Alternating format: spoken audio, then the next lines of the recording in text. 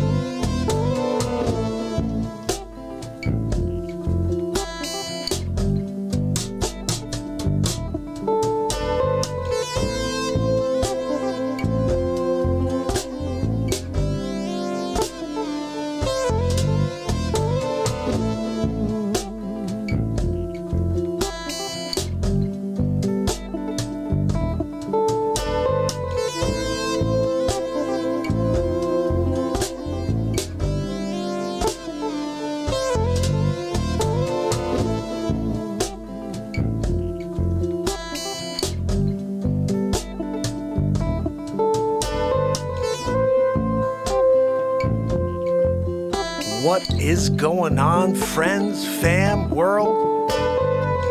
It's Saturday Night Live, day 985 in a row, and it's the tribute to 9/11, 20 years later.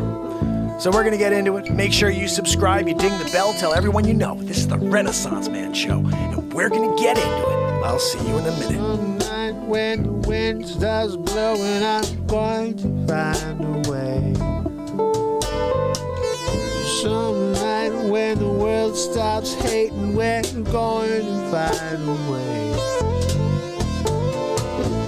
And I'll keep waiting until we find that day. Yeah, I bet I'll keep saying, I'll keep playing. Oh, until you meet us one day. Hey.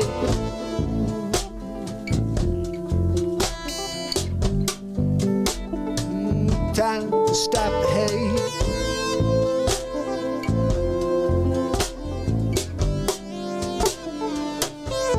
Stop the hate.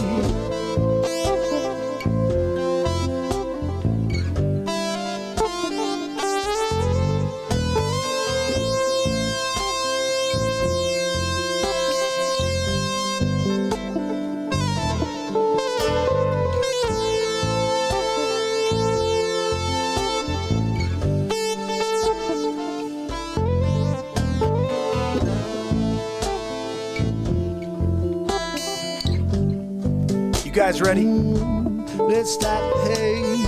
Hey, yeah. It might be late, but let's stop the hate.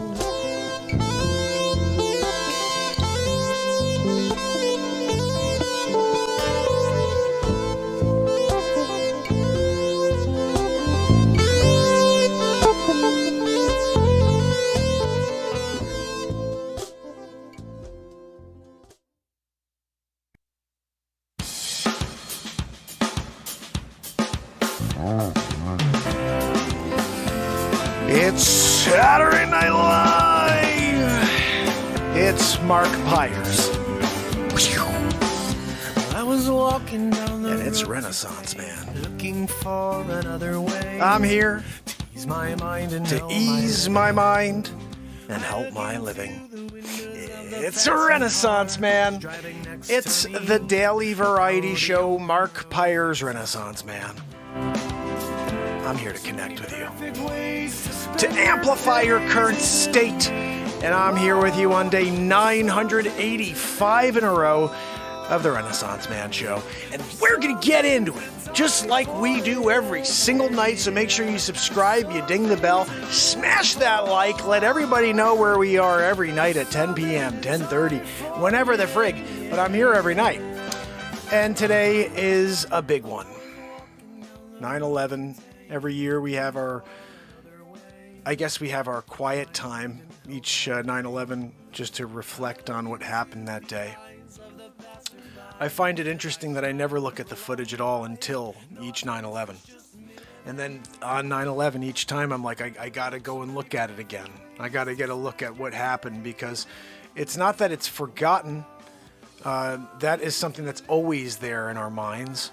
But life is pretty crazy, isn't it, guys? So maybe a bit, I'd say within a year of the event, everybody was back to normal. People, whatever, I'm on a plane again. People forget very quickly on all events. I didn't realize that Rumsey apparently had, I guess he had a news conference the day before 9/11, and he said that the Pentagon had lost $2.3 trillion. They just couldn't find it. They don't know where it went. And then the next day, everybody forgot. So people do have a short memory, especially in this day and age when we're dealing with so much stigma. You know, you got stimuli everywhere you look. You got a negatube over here. You got the news. Everybody's putting things to the radio. The people on the streets are pissed off because all they're getting is negativity.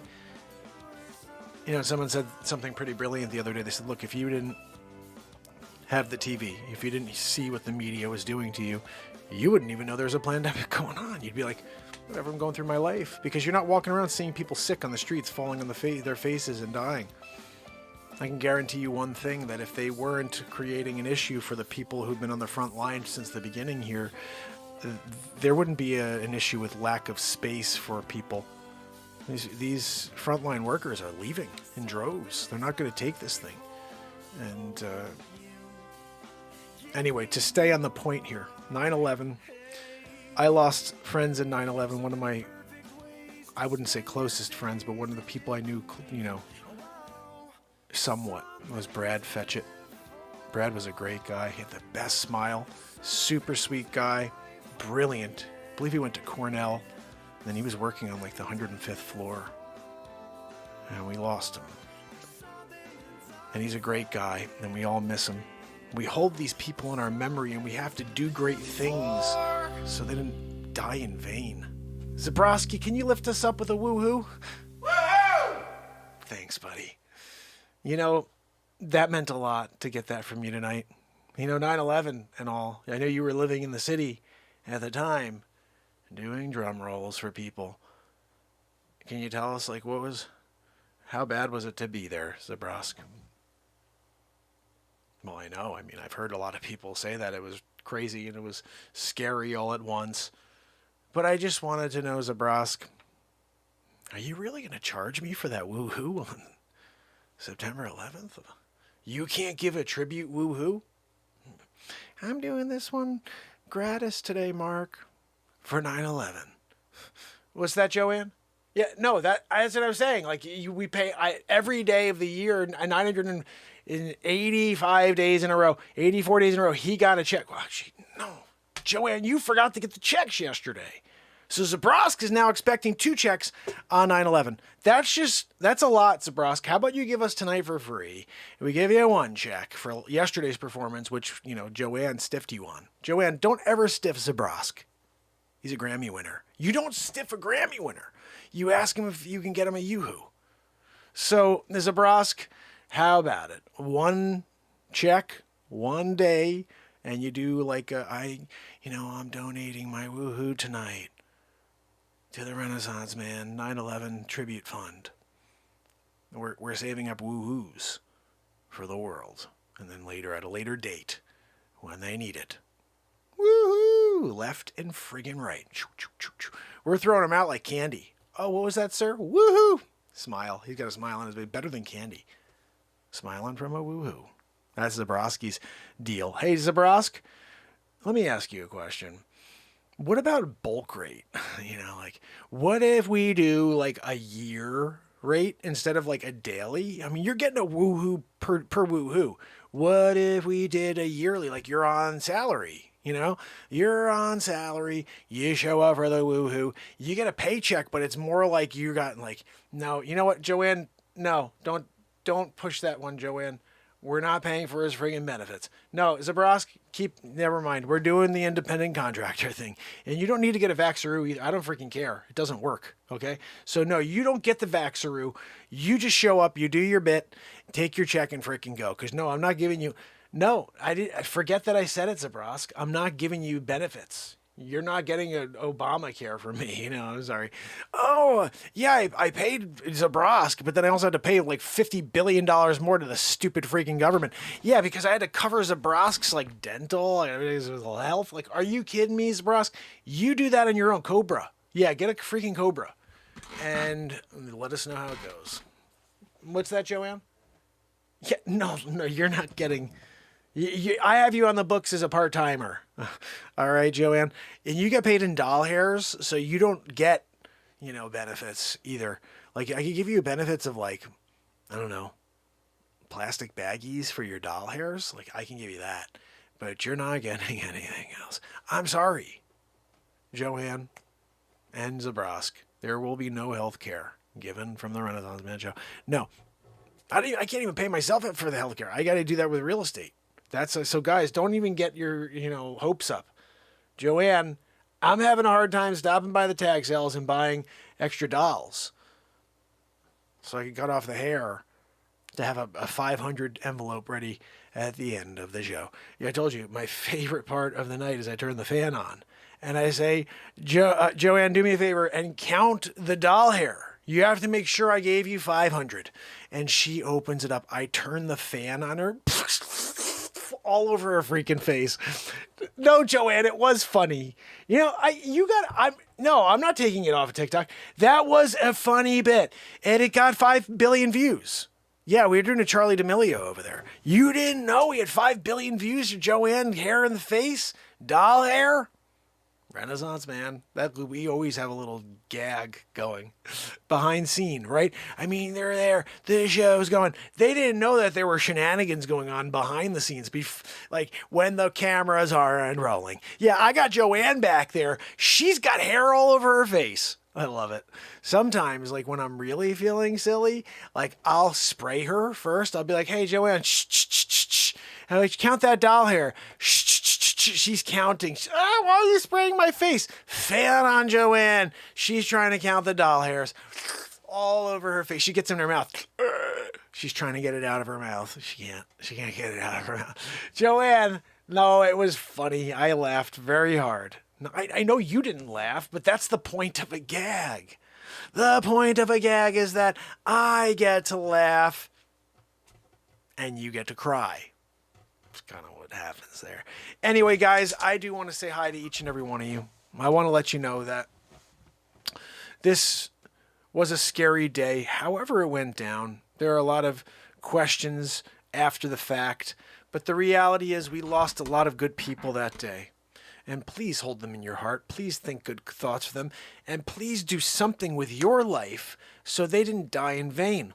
They had no control over the outcome that day. This is brutal people making decisions that were from an evil base. When you come from evil, there's nothing that you could expect. People do things you would never expect when they come from evil. And you'd be like, no way, they'd never. Yeah. The depths that someone who is living an evil life will go in order to accomplish whatever they think they need is mind-blowing. You can't even fathom. And to them, they feel like it's normal. It's like going to grab a glass of orange juice.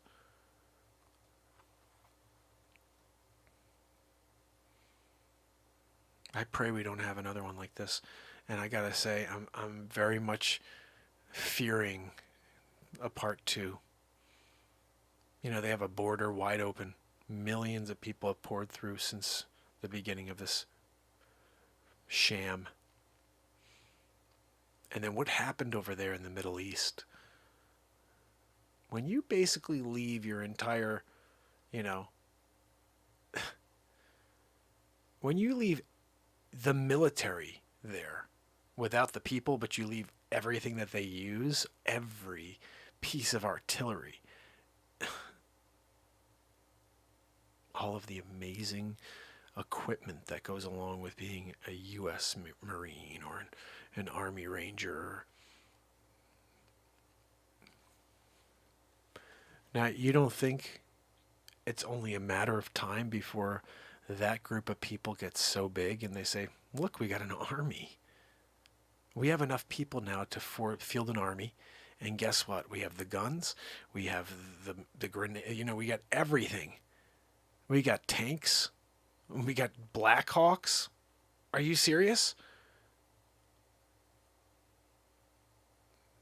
What scares me is that I've been saying this the whole time. Last year, every face swap was about this happening. I'd say things like, we're losing our country. We're going to be Venezuela before you know it, Amerizuela. And we're there. You got a guy going out there just declaring crazy stuff. Half the time he's asleep. He's falling asleep when the Prime Minister of Jerusalem is trying to speak. Like, we're in this crazy world right now. And the scary thing is that what we really have to be concerned about is everything outside of our borders. And the media in this country keeps saying that the problem and the terror threats are the people within the borders. That the people who supported the previous administration are the terror threats. It baffles me how the people who were supportive of the previous administration just strongly believe we are losing our country. It's not a terror threat when the people who are citizens in the country feel like they're losing their country. That is the reason why we have a Second Amendment. That's the reason why people need to stand up and fight back. You don't let them barrel you over, steamroll you. This guy's steamrolling everybody. How many executive orders are we up to? A dictator rules by executive order. That's what he said. And now he's been doing it. Except I don't think he realizes he's doing it. You got a poison behind him pulling the strings. I still can't get over that one clip where he's like, look, I'll answer some questions now, Nance. Whatever you want me to do. What do you think? What should I do there, Nance? And she goes, am I on the air? No, we don't want him to speak. Really? And he just listens and says, okay, they don't want me to speak. Puppet. He knew that the whole time. He slept in his freaking basement for a year. And somehow most votes in history, most popular president in history. Really? The sleep sofa? He's taking a nap right now. All day. I could say that at any time. He's doing it. No, but Mark, it's 2:30 in the afternoon. Yep, he's napping. It's 4:15. Nap. It's 80. Yeah, napping. The guy's a sleeper. His Aunt Judy. You know what I loved? My favorite thing was when this whole thing was starting to boil down and they were like, the last 2 months when everybody's like, this guy's a bumbler. I'm like, oh, well, he's got a speech impediment. How dare you attack his speech impediment? Go back and watch the dude. Go back and watch him 20 years ago, 10 years ago. He doesn't have a speech impediment. He's mental now. Back then he was speaking normally. He does that now. It's mental. I watch this guy, he starts a conversation and then he just trails off. I'm like, yep, I've seen that before. It's messed up. I feel bad for him. I feel really bad for the guy now. Every time I see him get up there, I'm like, oh no, not again. It's not a good thing, not a good feeling when you see the person who's supposed to be leading your country and you say, oh no, not again. What's he going to bumble or say now? What's he going to freaking do? And you know what? Look, however you feel, you could say, I love him. Then you're not seeing what's going on. You're watching the wrong news stations. They're not letting you see the truth. I would call out anybody. I would call out Reagan. I would call out Bush. I would call out Clinton. I would call out Obama. I'd call out Trump. I would call out this freaking bumbler. But if anybody has the nerve to leave Americans behind, anybody has the nerve to shut down a pipeline which would keep our gas prices down, but allow Russia to have theirs. I wonder who's in bed with Russia. Oh no, it was the guy before who was really tough on all of the other countries.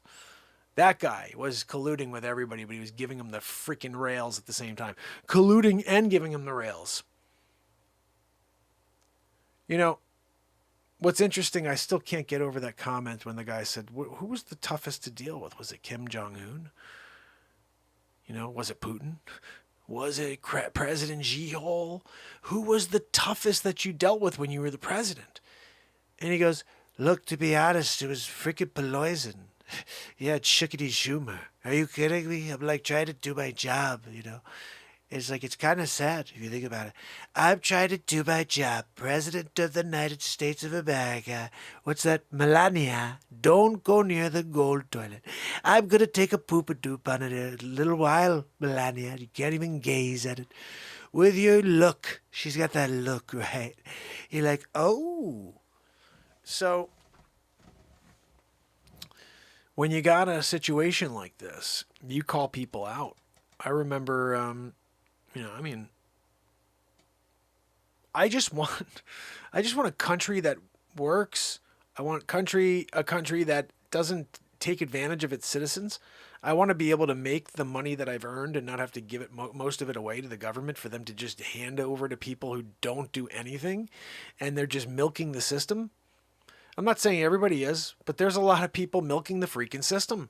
And who pays for it? All of us. I still, think about my best years in real estate, and how at the end of those years, I'm like, are you freaking kidding me? How much do I have to, I got to give that much to the government? Are you kidding me? But what do they do besides let me live in this country? Well, that's enough, Mark. You got to give it. Are you, what?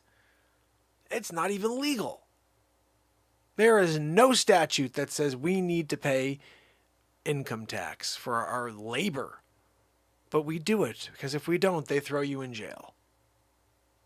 But we don't know the system. We don't know the tax system well enough to be able to go in there and be like, well, you can't take my money because it's unconstitutional. They'd be like, okay, well, how do you explain that? Oh, I don't freaking know. I just know it is.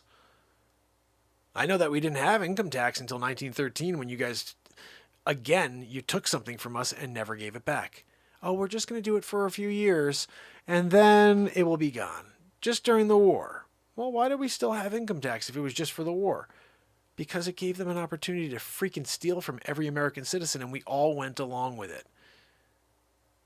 I want to speak to somebody about this whole thing. Someone said something about your birth certificate, and that our birth certificates being in capitals mean that we're slaves. Some weird thing. I was like, what? It's very odd.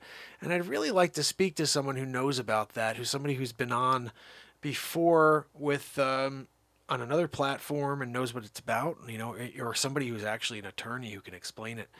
I think also, just so you know, guys, we are 15 days from the 1,000th day in a row, and in 2 weeks, we're going to be doing a call-in night.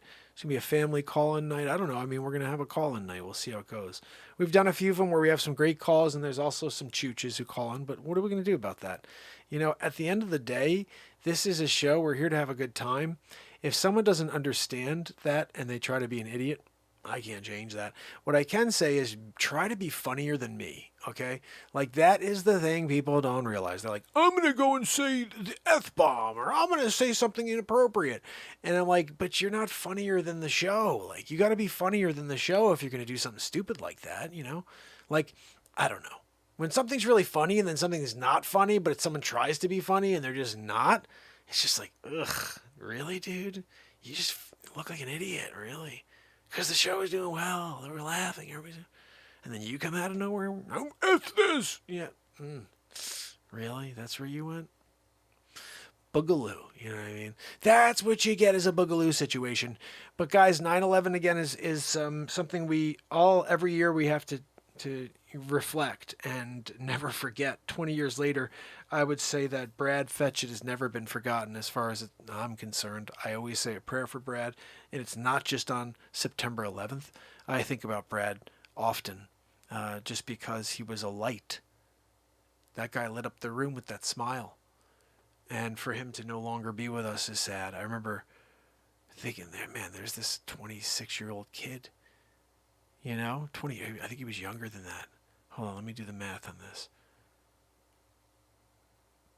96, he's about 23 or 24 years old. And his life was snuffed out by terrorists. And again, I fear that we have something on the horizon. It's not going to be some sort of right-wing fanatic bullcrap. No, these people just want their country back, okay? They're not going to go out there and bomb buildings. That's the stupidest thing I've ever heard in my life. People don't do that in America.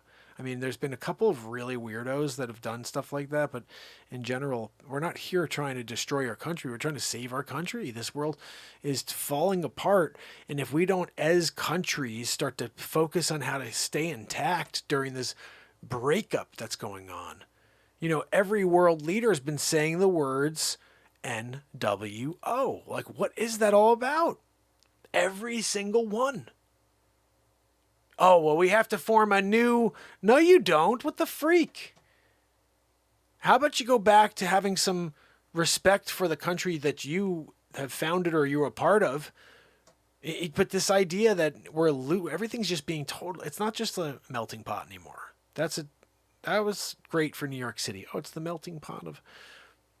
But when you start to lose your identity, when you start to lose the things that made you so special in the first place and get watered down, and you become so left that you forget what's right.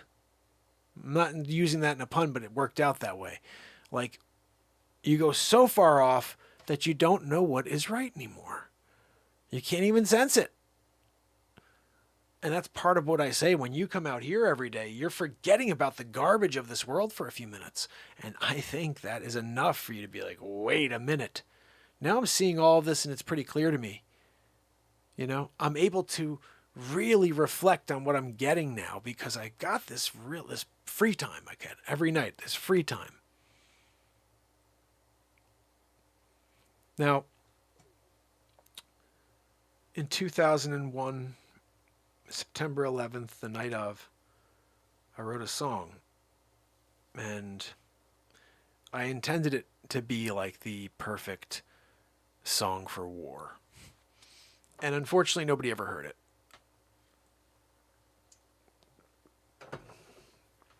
Nobody ever heard the song.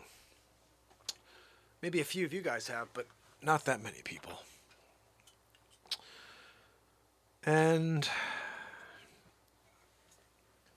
it's never gone on an album. Although I thought about putting it on an album, I just never got around to it.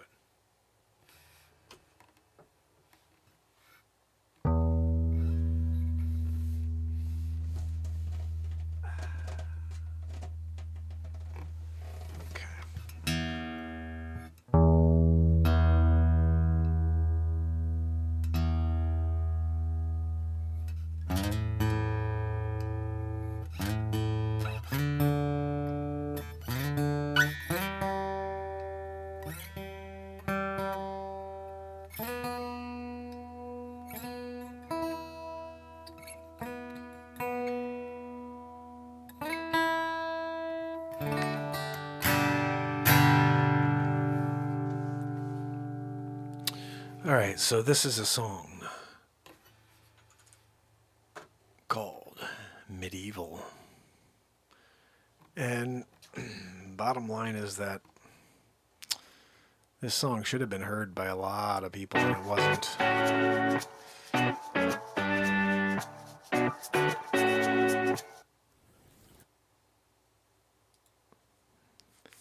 Especially people who were at, in the thick of it. Fighting the battle. Just imagine you're out there. I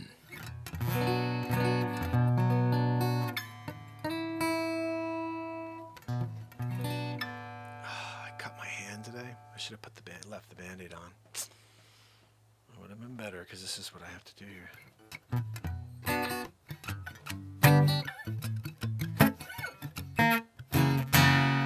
So imagine you're going to war. And you have one song you can listen to when you take that gun out every time you go out to battle. One song.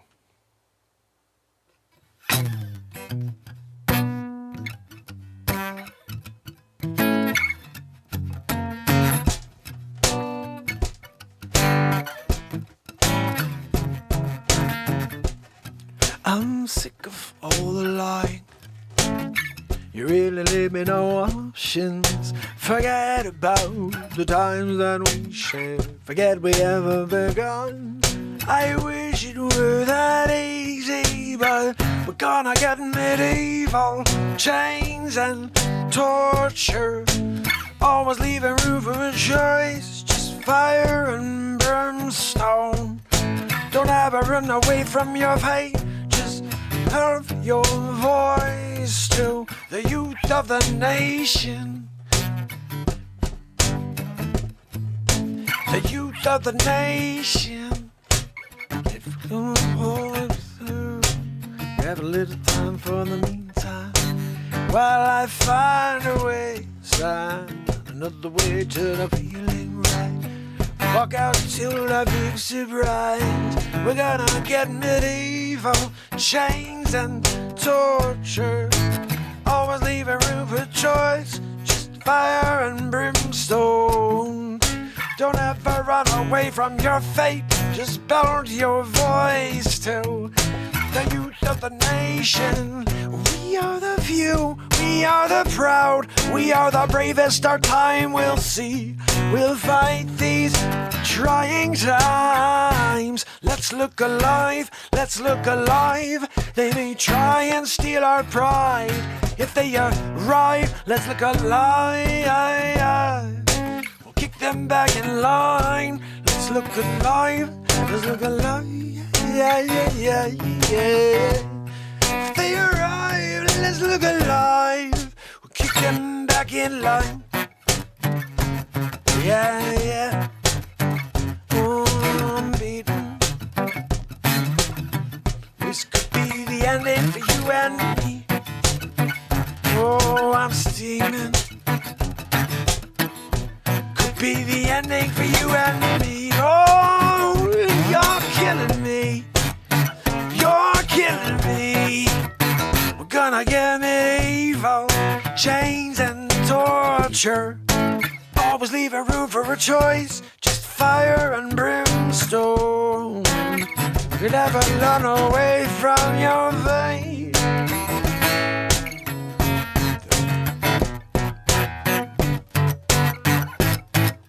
The youth of the nation. Youth of the nation.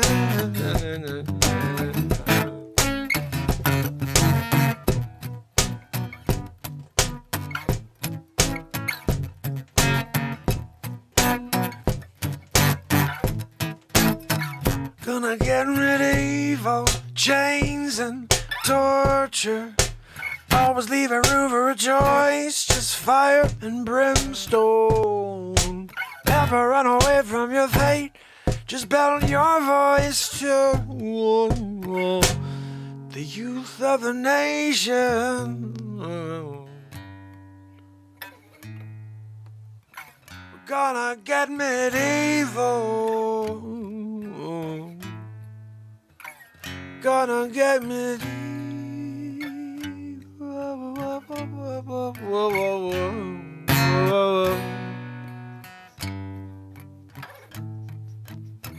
Gonna get medieval.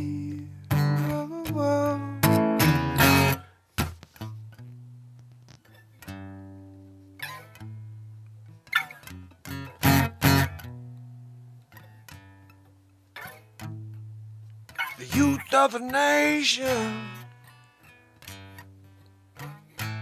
Oh, the youth of the nation.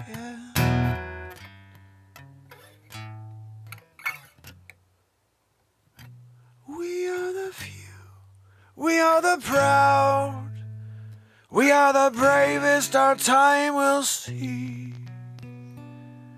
We'll face this trying time. Yes, let's look alive.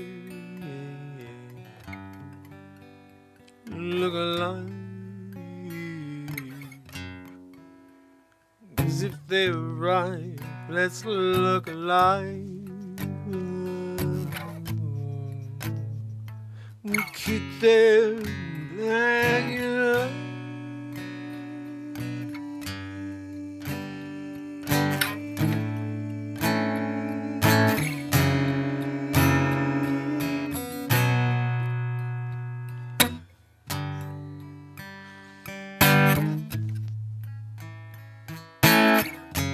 We're gonna get medieval, yeah, yeah, yeah.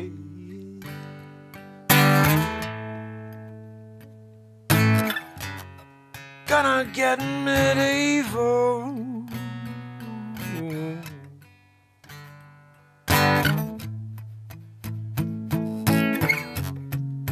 Get medieval. Whoa, whoa, whoa, whoa. No, I'm gonna get medieval.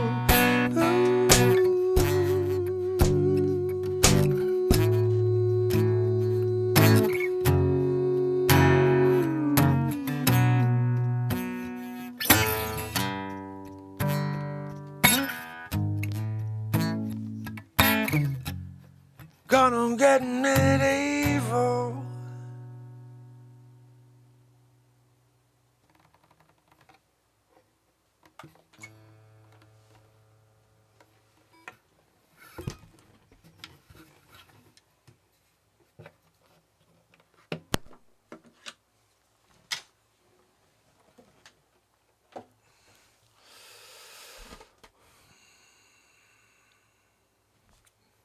Miyagi. Didn't work.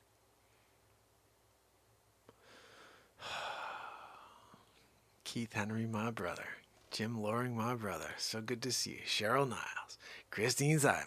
Jim Williams in the house. Good to see you, bud. Trish. Kathleen. I'm rolling through it right now. If you're here, say hello. Paul Dillon in the house. We're doing a little Bob Dylan. Whoa, went down to the store. Had a good time. Woo, yeah. Hey, meet me. Shine a jump for me. Is that what he's saying over there? Freedom growing, my brother. Good to see you. Guys, we are kicking it here. We had a rant. We had some music. I guess we need some comedy, although we did some comedy as well. Light-witted, how are you, my friend? So check this out. Today, I don't know if you guys saw it. It was quite ridiculous what happened. Pretty stupid ridiculous, but we did the Pirates of the Caribbean situation. And I think it's one of the silliest things ever, but it's like a 30-minute thing, but it's so good. I'm like, oh my goodness, this is like kills me. I was dying laughing myself, and I'm like, I know it's me, but I take myself out of it when I watch these things. It's not me. It's like, who the hell is that guy? Some freaking idiot doing stupid stuff to entertain the world from the negativity. So I'm going to leave this to you, okay? Maybe we should make a new poll. Ready? Let's do this. We're getting an idea. We're going to do a new poll because we already did this, so we basically nailed this. We did it. We nailed it. On fire. Ending the poll. We did a Renaissance rant. We're good to go. So now we have a new poll. Check this one out. Ready? It's going to be... Give me a new poll. Let's do a new one. Oops. What did I do? Oh, I think I have to refresh. Let's do a refresheroo. And maybe that'll work. Can we do a new poll now? How dare you? Hold on a minute. You want to do a new poll? Okay, here we go. What bit? Here we go. We're going to go either... We're going to do either Pirates of the Caribbean.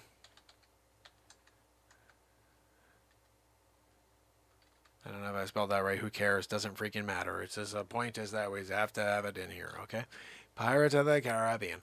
Then we also have, hold on, I want to look and tell you what the options are. We're going to do 3 options here. The time I scribed the 10 Commandments, which was quite silly as well. Or you know what? We're going to pick, yeah, let's do that one because I think that was funny.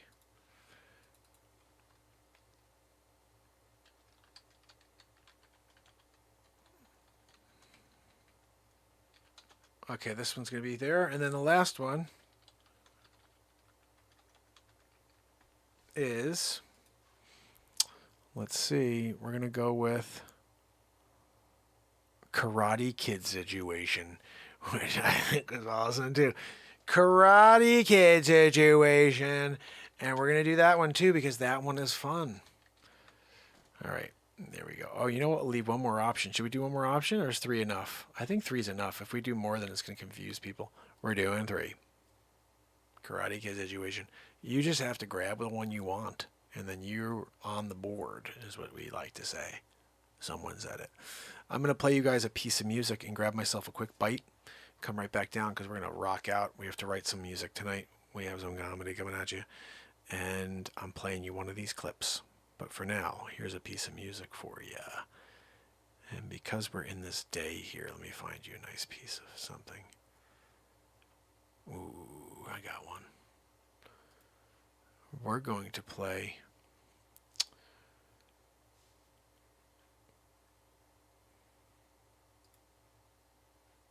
We're going to play this right here. It's called Everything is Possible.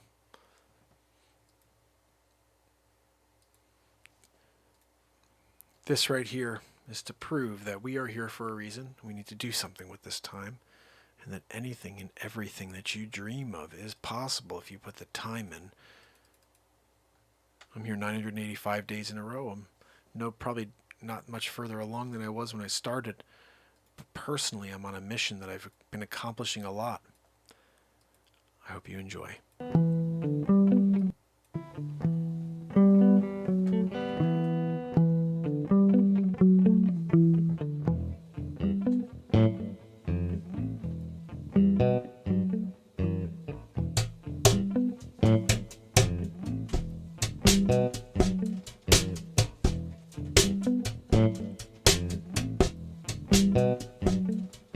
And suddenly the rain starts pouring down.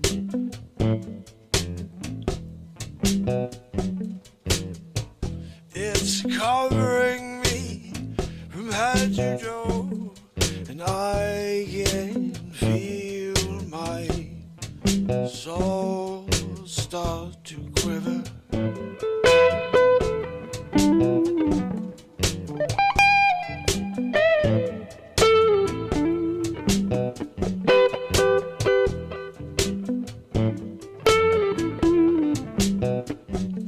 The pensive man will always find a way, going to look from all angles and going to find a sliver of hope. Yeah, watching with your jaw on the ground. How they do it, I couldn't figure it out.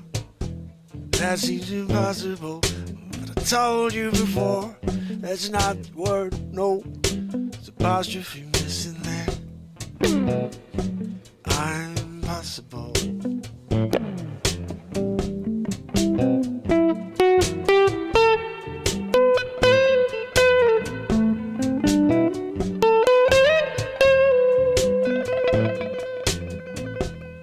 I'm possible.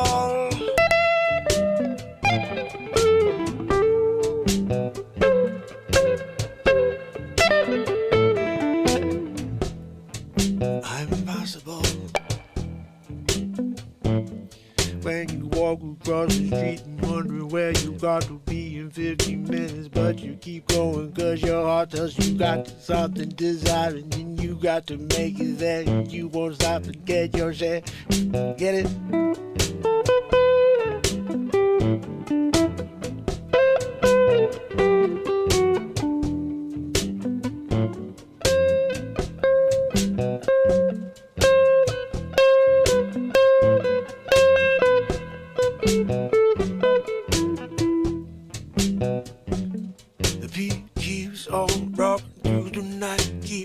Like a clock, going not sleeping anymore. No, I got to keep on going.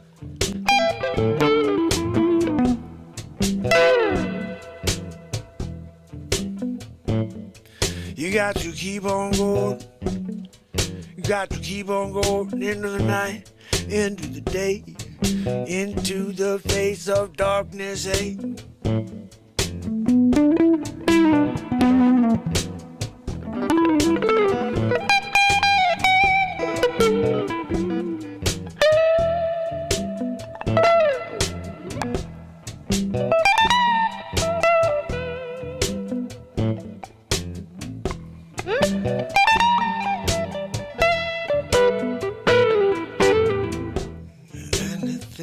possible.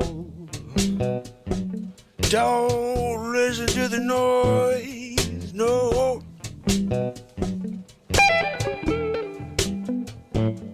Anything's possible. If you put your head down and go.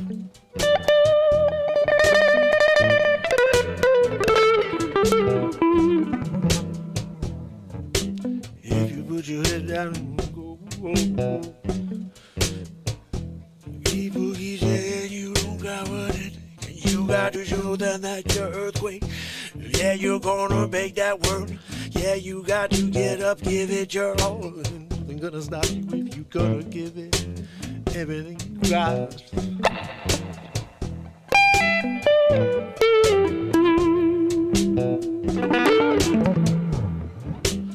If you give it all you got.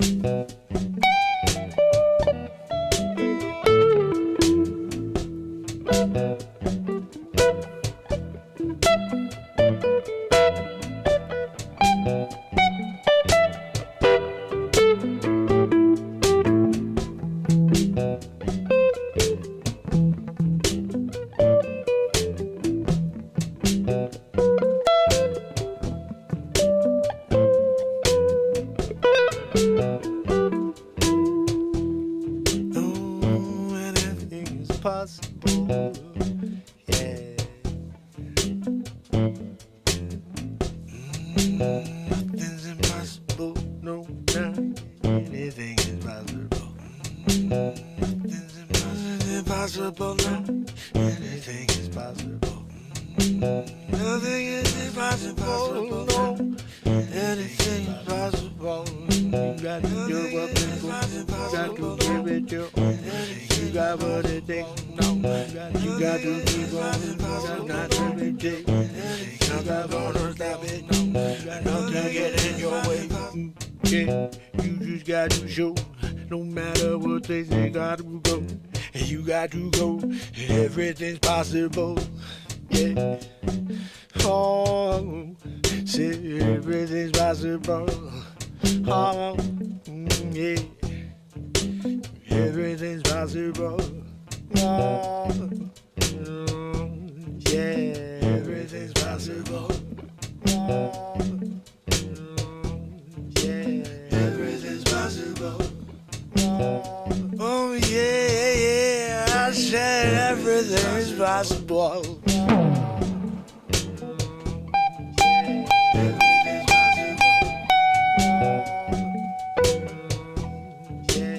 Everything's possible.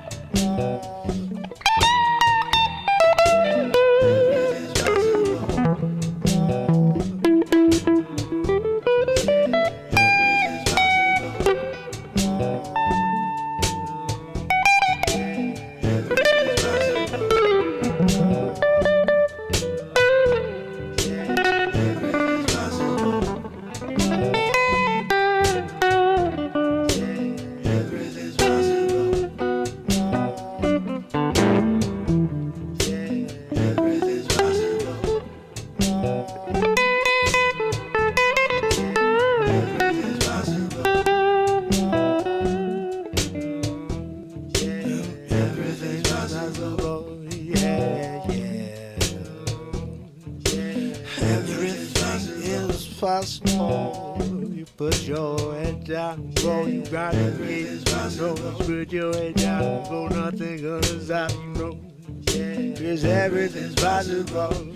Yeah, I say everything's possible. In a dark world, gonna be light, gonna shine bright, gonna take down that sunlight. All gonna bring the sunlight. Yeah, gonna be so bright. Yeah, nothing gonna stop me now, cause everything's possible. Whoa, whoa, whoa, whoa, whoa, whoa.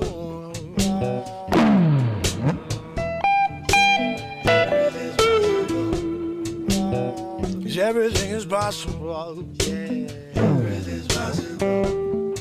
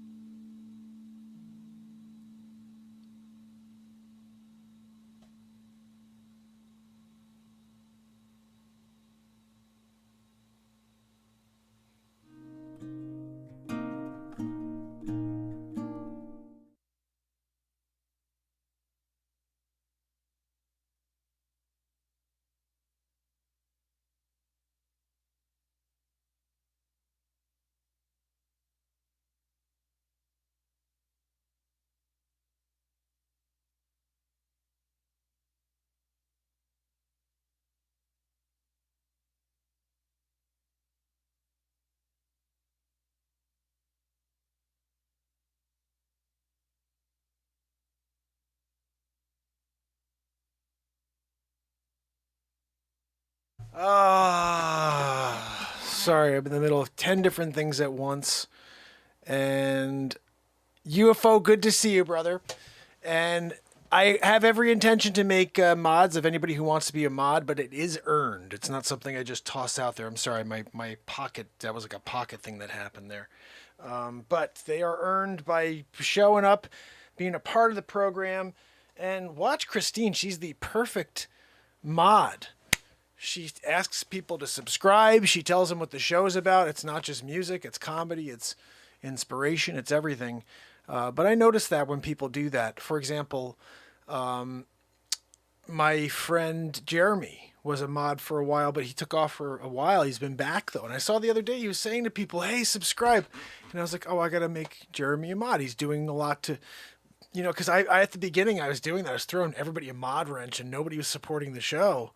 Like everybody's in the chat, but no one's doing anything to help bring people in. And the point of a mod is to do what Christine does. Christine's amazing.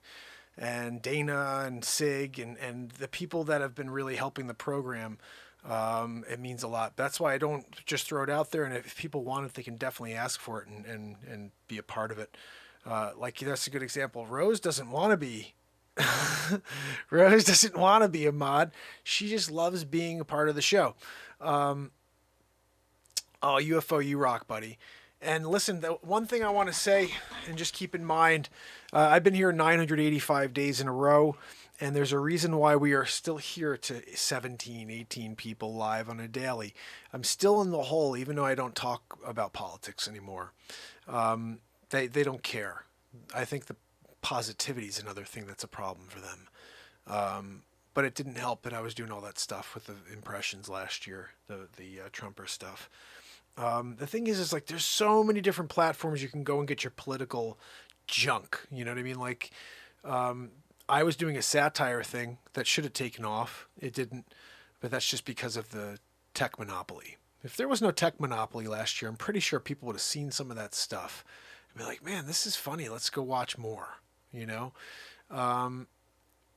but you just continue to create. Oh, goodness. Continue to create. Hey, Kiwi, how are you? That's right, buddy. And T-Man. That's right. You know what? We're here to come together, and it's not a ignorant thing to think it's possible. The whole world won't come together, but the positives, the people who live for the experience of being alive and wanting to see a better world, those people need to join us here on this platform. So keep spreading the word, keep letting people know what we're up to, and let's see what we have for... Have you guys gotten your votes in? Did you guys get your votes in for the next clip? This is a new thing we're doing now all the time. We're doing polls throughout the show.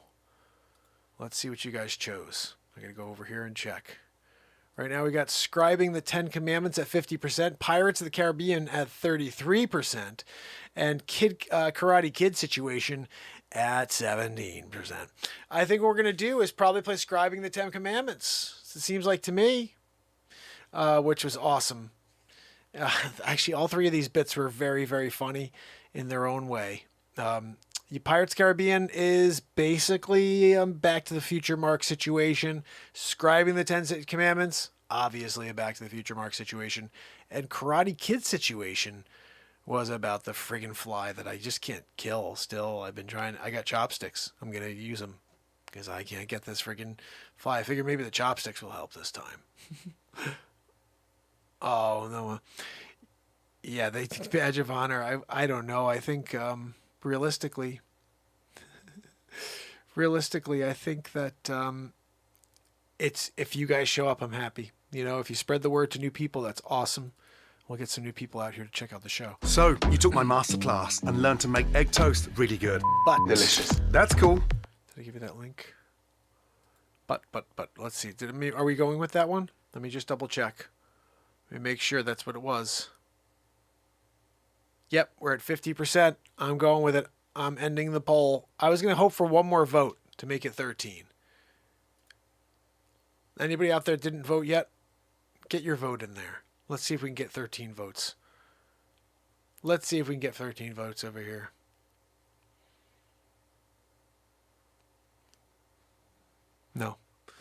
I'm also on a 13-second delay. I noticed I was dropping frames the other day, so I did it so like we won't have that happen. Hopefully, I put a 13-second delay. I think there's usually like 15 or 20. I'm not really sure. All right, I'm closing it down at 12 votes. Here we go. In 5, 4, 3. It's done. Right there. We did it. Here we go. Ready? We officially are going with a situation where I am scribing the 10 commandments. And then people are like, oh, thank you. Now my soul is saved thanks to you. Okay. So here we go. Again, we never know where my mind is going to take us on this, but it does take us in a direction. I honestly was leaning towards wanting to see the Pirates of the Caribbean situation. That's just me. But this one was very funny. The Mark Della effect. Of course, you know, I am Nelson Mark Della. And, look, people got Mark Della'd. They're like, Mark Della effect. And they call it Mandela.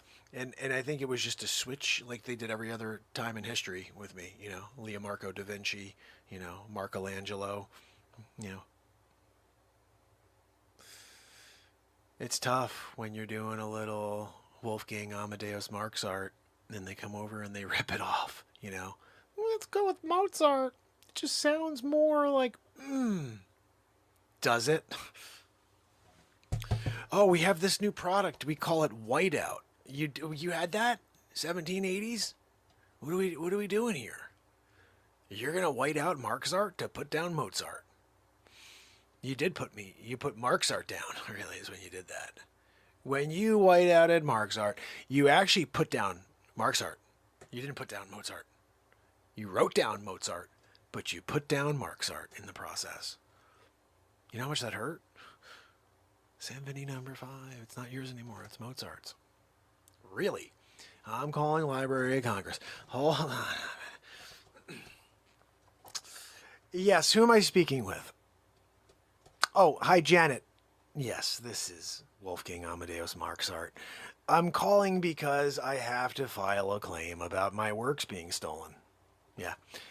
No, I didn't do like an actual Library of Congress copyright at the time. What I did was I wrote down the tablature. I wrote down the music, Symphony number 5. And then I put it inside a piece of mail, sent it back to myself. I never opened it. It had the stamp on it with the wax. That's never been broken. The wax seal is still complete. If you crack that wax seal, Library of Congress style, you're going to see Mozart's information there. Everything. Wolfgang Amadeus Mozart. Well, Symphony number 5. Minstrel on the whatever. You know what I'm saying? All of the songs that I wrote and I performed and I created, stolen by Mozart. What? You've been Mark Della'd. That's the thing.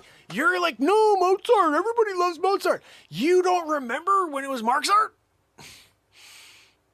You don't remember. Like, I got some residge, all right? I'm going to show you the residge, and when I do, you're going to be like, oh my goodness, we have egg all over our face.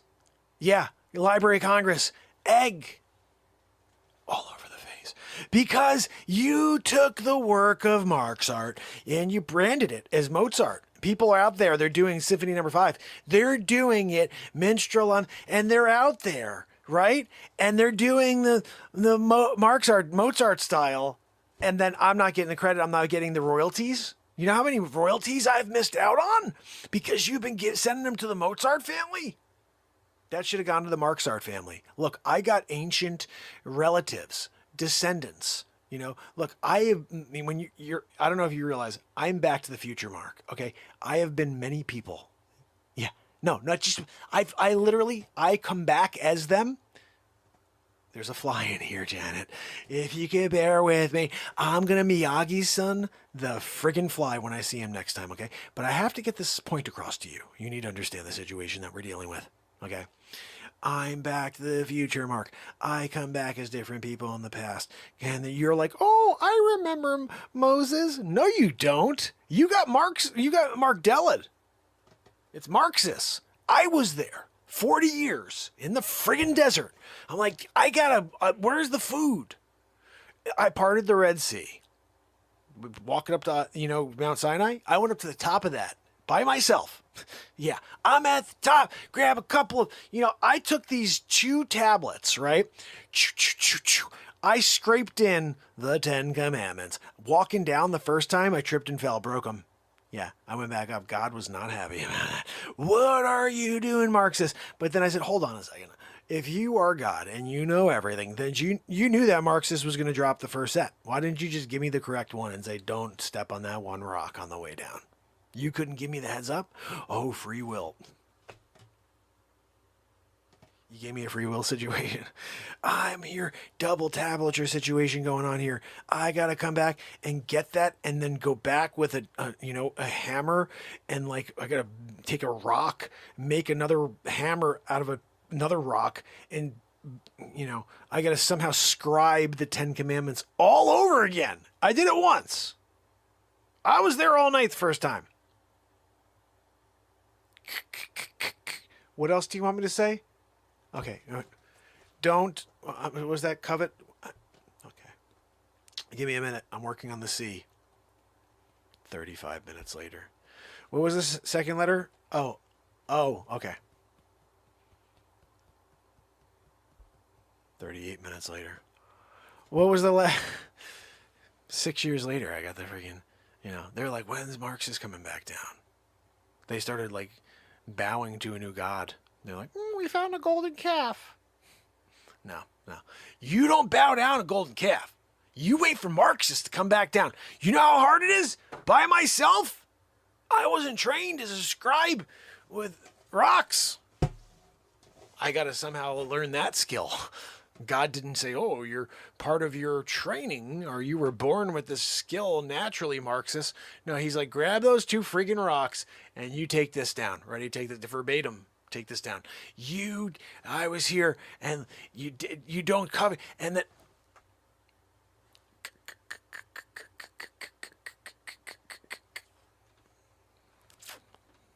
I broke the first set. And that was like a laugh. He's like, I sat there forever. Second time around, I'm like, no, I got it. I remember that one. Hold on a minute. Just be quiet. Okay. I remember what you wanted to put. Okay. I got a photographic memory. Yeah. I'm Marxist. You said it to me the first time. You don't think while I was freaking sitting here on each letter for 38 minutes that it wasn't burned into my memory for the history of time?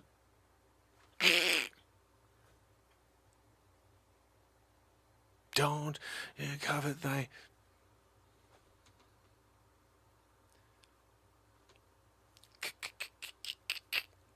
You're there doing it, rocking it, right? What are you doing over there, Rocky Balboa? Boom, boom, boom, boom. Hey, I'm gonna make up, but what's the next letter? What are we talking about over here? You're gonna have me do the whole freaking thing? Drop it, come back up. Marxist, you shouldn't have dropped that. You shouldn't have dropped the tablets. Now, you gotta go and slice off 2 more pieces of stone. I'm gonna teach you how.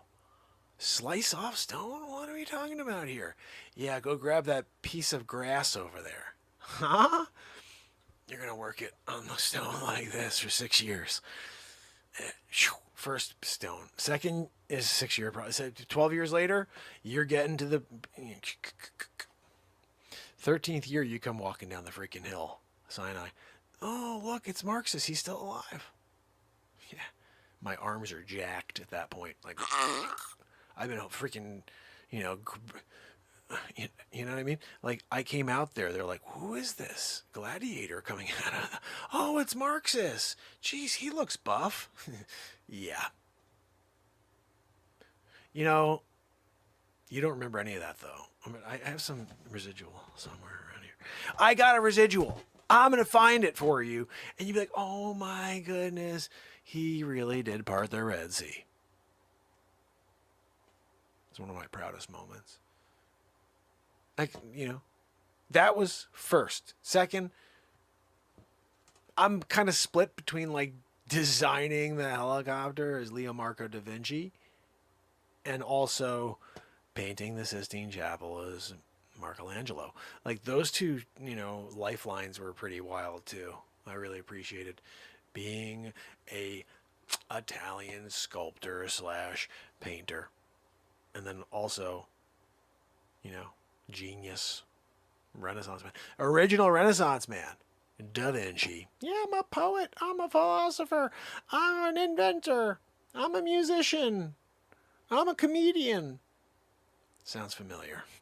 What are we talking about here? You're going to do a Leonardo da Vinci and then try to take it away from me? I know Leonardo. I was there in the room, and they were like, oh, who did this beautiful painting of this house mistress? Leonardo. Leonardo? Yeah, we'll write it down. No. He said Leomarco. Why don't you use those friggin' ears? You got one of those weird, have you seen it where it goes in your ear and it comes out it's like a ram's horn that comes out and they're like, he's listening. He's like, what was it? Who was it again? What am I saying again? He's holding it in his ear because he's obviously had issues with hearing. That was the hearing aid at the time. What was that again? Leomarco. Oh, Leonardo? Okay. No, not Leonardo. Ram ear head guy? What are we doing? That's how you're listening? You putting in, some people put alcohol in that and drink it. They put a cap on top. So they look, I got some alcohol for later. You capped off the end a little bit. Mm-hmm. What was that again? Little guy? What did you say? Who was the painter? I see that freaking fly. Where is like the salt shooter? Well, Jeremy was talking about a salt shooter the other day. I didn't get that. Resige. Yeah, I should copyright the resige.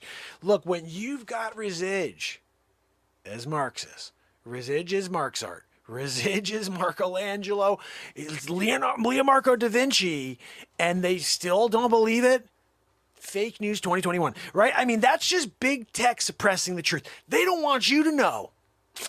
Back to the Future, Mark, is the true time traveler. I'm the only time traveler who's been to the future and back in the past again. And, now I'm kind of letting you guys know what's coming. Like, if you recall, we have some crazy times ahead in the year 2416. You better watch out, 2416. Your great grandchildren, they got it coming. You better let them know. You put it in like the family will. Like, oh, watch out, 2416. Back to the Future Mark told us. Look, you got to be prepared, And it's something that I know you're going to be like every day for the rest of your life. It's coming. I know. Look, you don't want to do that. Just live your life for the love of God,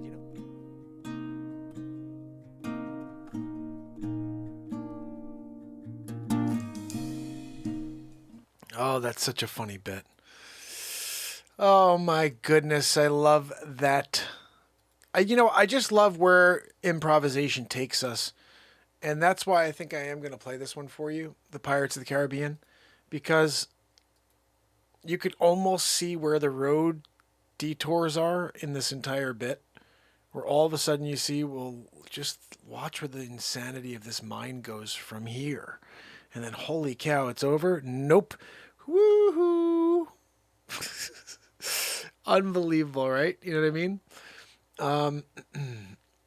So, I am going to play this. I'm going to do this. Ready? This right here is a clip. My job is to make So this right here is a very funny bit. It happened yesterday, I think. 2 days ago. Susan Donahue was on, and it led into again, I don't know how I got into the Pirates of the Caribbean situation, but I did. And then it all of a sudden took on this hooky. Just get ready for hooky. And by the way, just so you guys, everybody that is in the chat realizes this. if growth is a thing, that's great. If it's not, that's fine too. Like, I'm not living for that. I'm going to keep showing up. I'm not stopping at 1,000. I'm not going to do once a week or scattered random schedule. I show up. This is a mission. This is a life mission. And whether people, unfortunately, can't find it or don't know it exists, I'm still showing up in order to send them love. And if somehow that love can break through the friggin' jail I'm in, then great. If not, the messages are here. And maybe one day after I'm gone, somebody will find them. If we still have internet, if we still have a cloud where all my content still exists, I don't know. I'm starting to wonder whether or not that's even going to be a thing. I don't have it cataloged. It's all on YouTube. I didn't save it on a hard drive for myself. So, over 1,500 pieces of my creativity are on this platform. And just like that, they can just disappear them if they wanted to. It's a sad thing, especially when there's so much passion in all the music and even the comedy. It's like, nobody can get that animated unless they really love what they're doing. It's part of what makes these bits so much fun is getting animated for them, So, let's play this one right now. This one right here, like I said, it makes me cry. And it's got some Zabrowski. It's got some Joanne. Got a bunch of Back to the Future Mark. And then the best. It's a new bit. This is something that I did not expect. And that's what I love about the show. Is doing what is unexpected every single day for $9.85 in a row. It's Wednesday. It's Mark Pires. And it's Renaissance Man. I'm here to ease my mind and help my living. It's a Renaissance Man. It's the daily variety show, Mark Pires Renaissance Man. I'm here to connect with you, to amplify your current state. And I'm here with you on day 982 in a row of the Renaissance Man Show. And we're going to get into it, just like we do every single day. And I hope you guys are ready for a ride. Because, what's that? Zabrowski, I'm in the middle of doing an introduction. You're going to interrupt me mid-intro? Yes, your woohoo is on time for tonight. Are you serious? I'm in the middle of saying hello. I see Susan Donahue. I see Bonnie. I see Rose and Trish.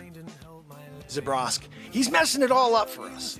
I couldn't even finish the moment where I'm like, let's go. Subscribe, dingy the belly, I mean, like, if you don't subscribe and also ding the bell, you get unsubscribed 8 times like Susan Donahue. Yeah, no, it's bound to happen. You're like, oh, I subscribed already. They're like, no, you didn't. You didn't like it, though. If you subscribe it, but you also don't ding the bell, we actually think you hate it, and then we unsubscribe you. Like, that's how we work here at the Tuber. Like, oh, no, I subscribed. Yeah, but you didn't love it. Like, if you really liked it, you would have did dingy the belly. But you didn't do it, so we thought, like, here at part of our guidelines and practices, was that you hated that program. That's what we get from you not, also dinging the bell, so look, that's just no, Zabrowski, enough of you go through all 6-pack, like all 6 yoo-hoos already. We're like not even at your woohoo yet, and you got a yoo-hoo problem. Mr. Woohoo and his yoo-hoo. No, that's fine. Look, if you want to spend your hard-earned dollars for woohoos on yoo-hoos, like he brings his own as well. We give him a 6-pack every day, but apparently he's like mainlining a yoo-hoo, like on a daily. No, Zabrowski, it's not yet. It's another minute from now. You are pushing me tonight. What do you have plans? What do you got things to do? You can't hang out for at least your woohoo and then get up and go get your check and get the frig out of here. Yesterday, I gotta tell you, I can't believe I let you stay. After you pulled that woohoo shenanigans, I'm in the middle of reading a comment. And then you just rip the, the Band-Aid off and go, woohoo, while I was like mid-comment reviewing. So like you, Zabrowski. I get my way. I'm doing a woohoo. Yeah, okay. Listen, I think it's about time you give it to us. And then hit the friggin' road. I'm just saying, the road is getting lonely. It's looking for a Zabrosk. You down? What? No, Joanne. We're almost there. Stop filing. You guys hear all that? Stop filing. Zabrowski's on. Hey, shh. Hold on. Zabrowski, let me get it.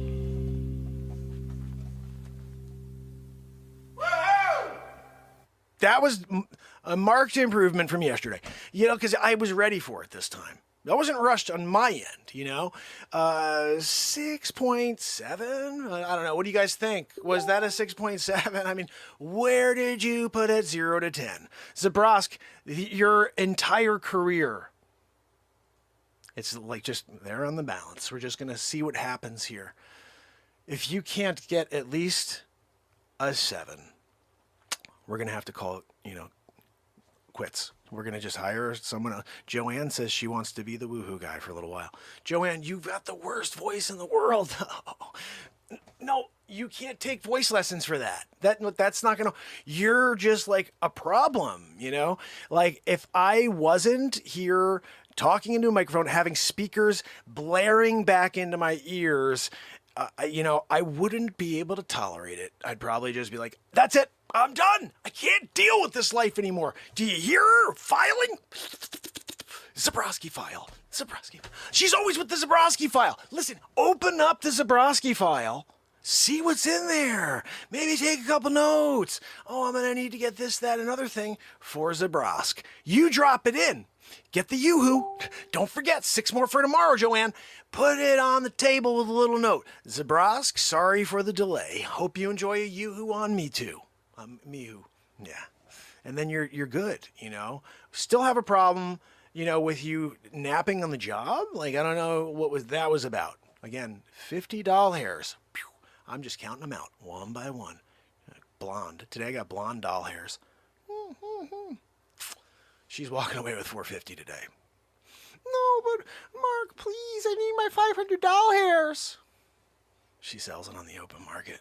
Yeah, you should have read the contract, Joanne. Anyway, look, I appreciate each and every one of you. I do want to share something that happened. I dropped this earlier today, and I do think it's probably one of the funniest things. But I really think everything we do here is kind of silly and funny. Maybe I'm crazy. Yeah. No, absolutely freaking crazy.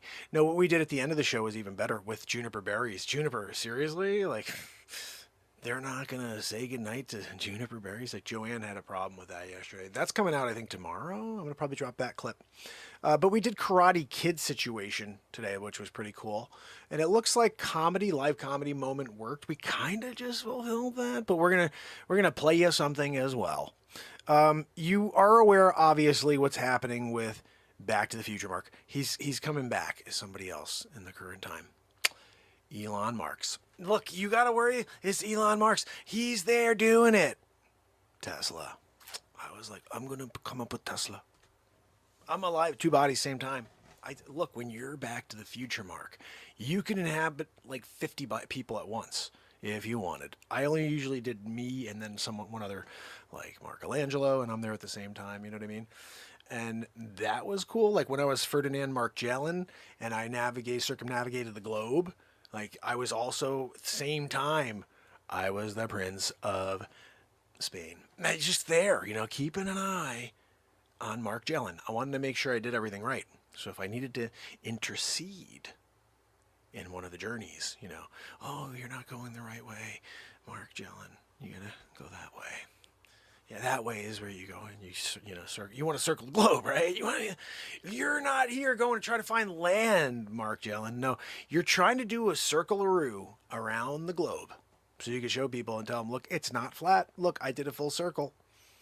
The reality is, when you got that far, it just did like this weird, like you're you're the compass. Yeah, that thing starts doing like one of these. You're like, where am I? And like the Curse of the Black Pearl, Johnny Depp comes out of nowhere. Yeah, and all of a sudden you've got, like a Johnny Depp Black Pearl situation in Pirates of the Caribbean, and you're doing a Pirates of the Caribbean situation. All of a sudden you got one, you got the peg leg and a hook, and you're walking around going, arr, on the friggin' ship, and you're out there, you're trying to figure out just how to, get that vulture away, because you got one good one and you got the hook. So you're trying to hook the friggin' vulture.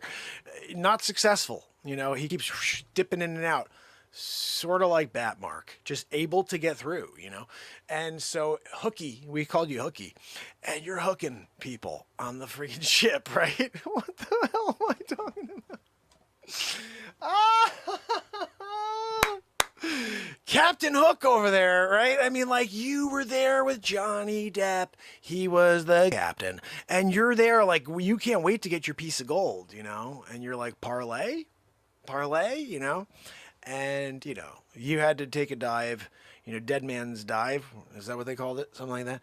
And you went and jumped off the planks. You did a plank, in. When you dove in, the shark, they got you. At least that leg. That's why you had the peg and then your one hand, which is why we call you Hooky, When you are inhabiting a hook guy on a ship and you're just kind of like second mate, I'm like, I wasn't the captain. It would have been pretty cool if I'm walking around, arr, arr, I'm getting that vulture today, arr, but no, I was like second mate. They're like, yeah, hey, Hooky, go friggin' open up that, we need to open up that mast. Get that mast going, Hooky. I'm hooking a friggin' rope trying to get that knot. They did a freaking sailor's knot on me. I'm trying to hook the sailor's knot with my old hook. No good. And that's where they were like, we're calling that guy Hooky. You see what he's doing over there? He's trying to hook the friggin' rope. First time through, I snapped that rope. I sharpened that hook. I got to get that vulture. All right. So that hook, you could go and right through a fish. You're gutting the fish, throwing it on the, the fire. I don't know if I forget if we really I don't think we did fires on the ship. No. No. But I was gutting in and eating them, sushi style, But when you got a hook, you better like fashion that hook into like a shank in a way. Like if you're not shanking people on a ship, Pirates of the Caribbean style, and you got the hook / peg going, and also you're wearing. I don't know if you really had something wrong with your eye or if you just thought it was appropriate to cover one of your eyes so you could be like, arr, and they're like, oh my goodness, it's one-eyed Hooky. When you were one-eyed Hooky and the guy over there is like, hey, Hooky, and you're like, arr, arr. Like, no, over here, arr, and Hooky, we got to get the friggin' fly, Hooky. But the problem is Hooky fashioned that thing into a ship. When he went like this to get that fly, put it right through his hand. Yeah, now he has 2 hooks. He's walking around double hooks. That's why, Hooky really stuck, after he had the double hook situation going on.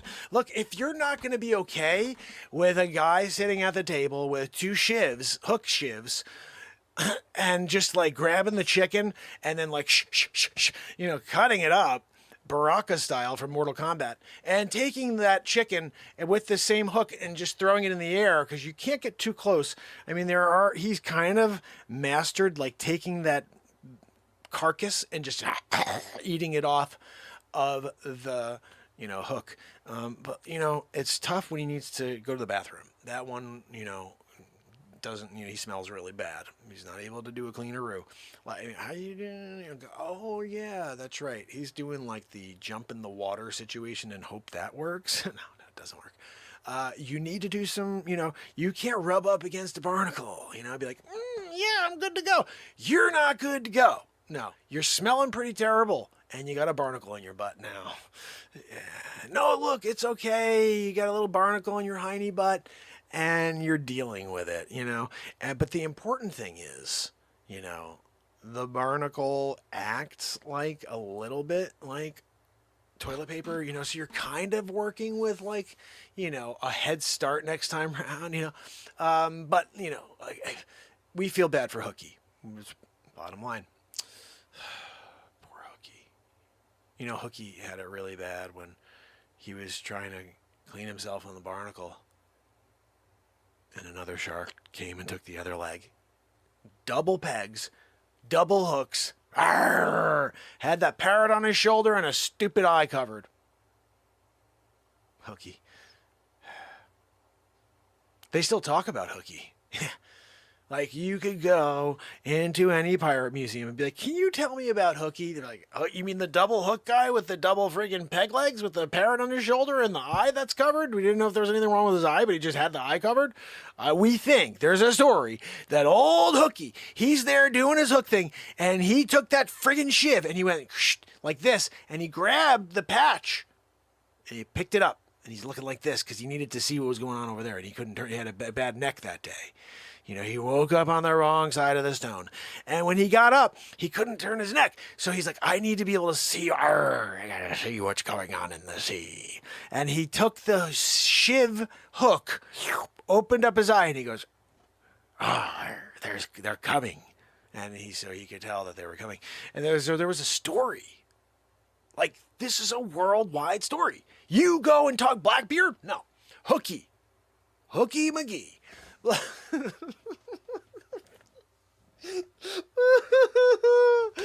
you kidding me? Hooky McGee?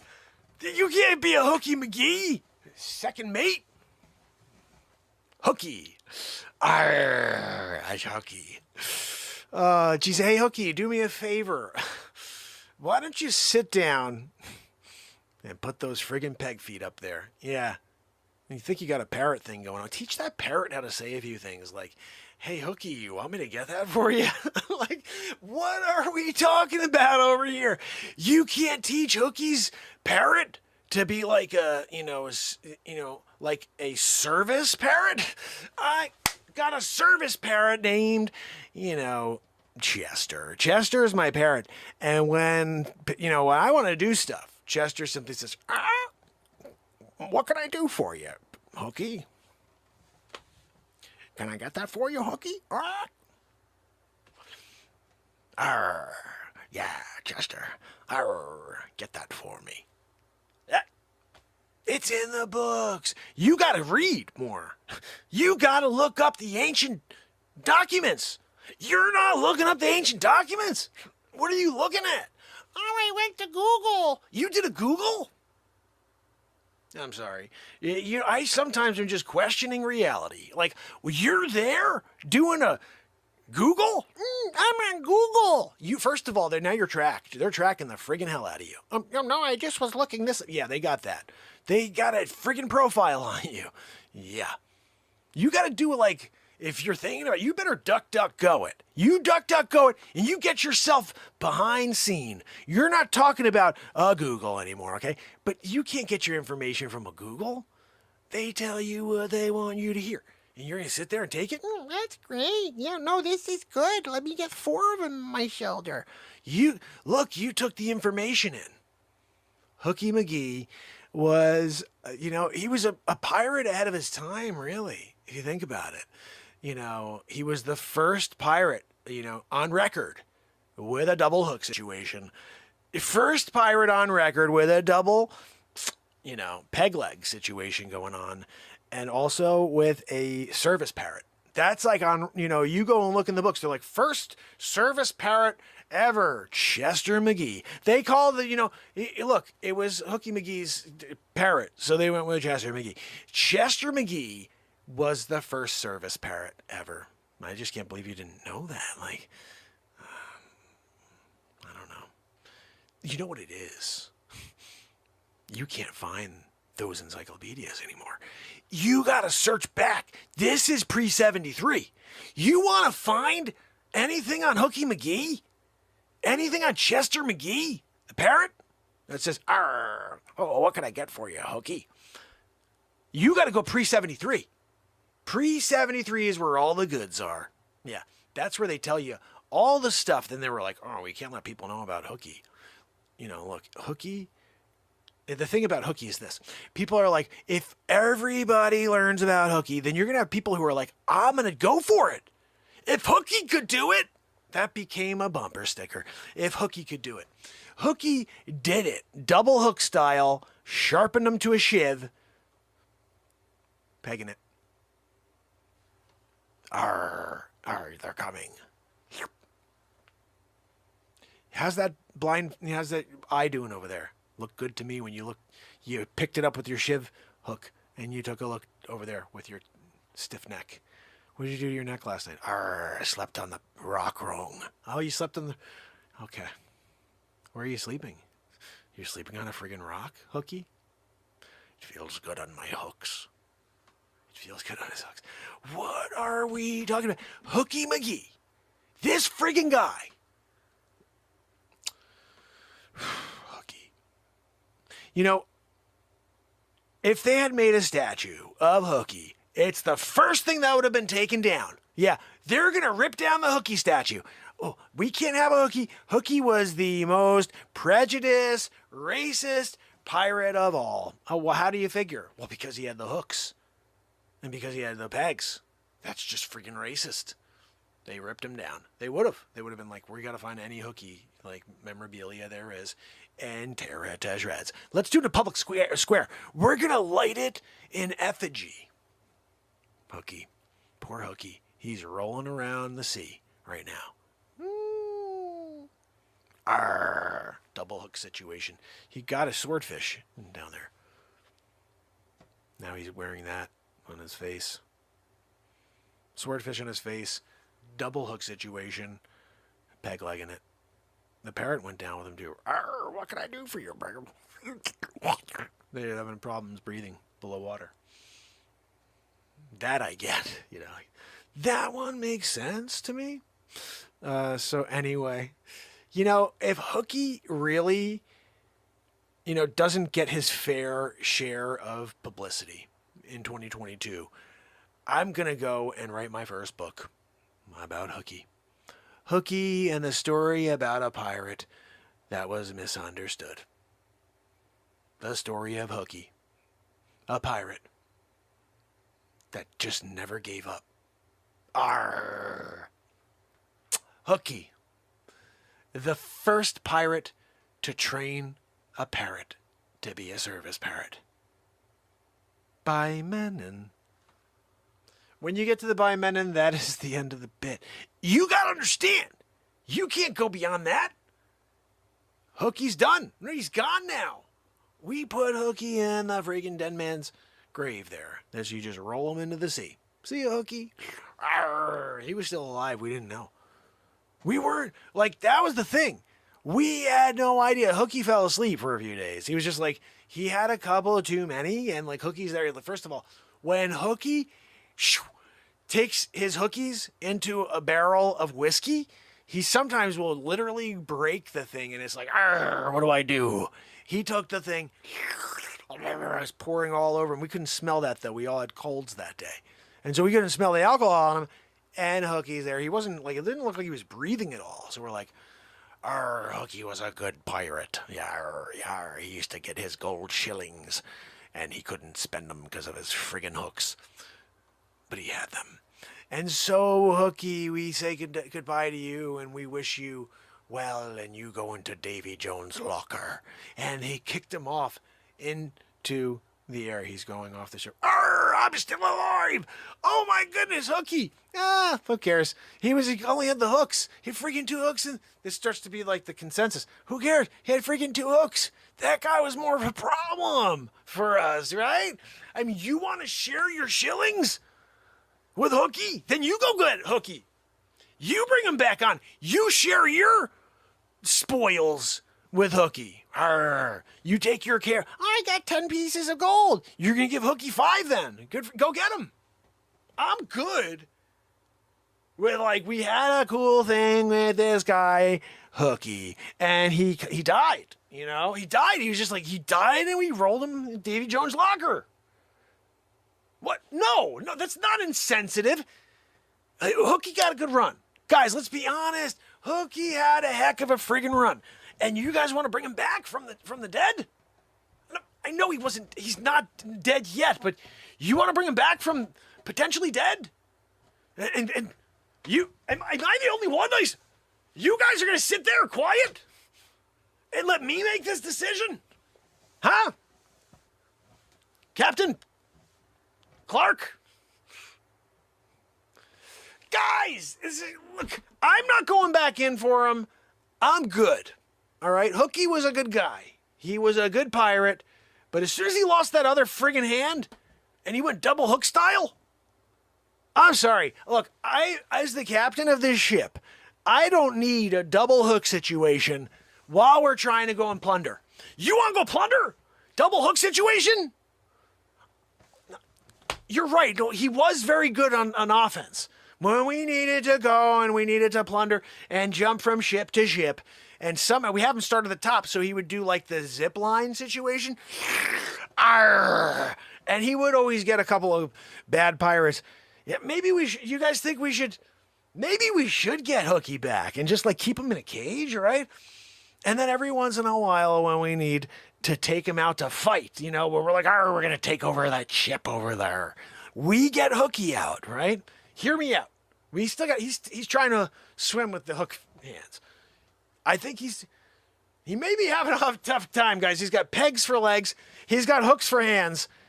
And he's got a eye patch on. That probably fell off. But we were pretty sure his eye is fine, right? Like, Schooner, you saw him jump over and do the situation where he's wiping his hiney butt in the water. He needed to clean it off because he can't clean his butt with the hook hands.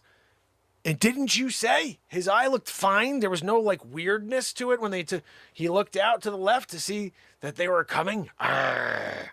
Look, I'm prepared to take the lead here and say Hooky was a good man.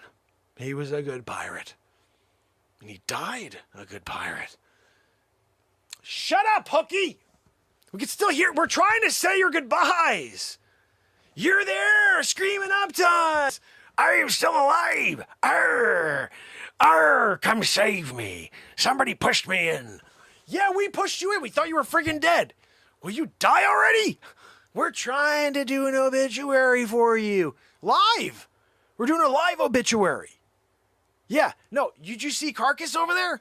Yeah, he didn't want you to stay either. Listen, you guys got to get rid of the flies on the ship. Okay, first of all, why don't I have a ship here? That would have been much better. But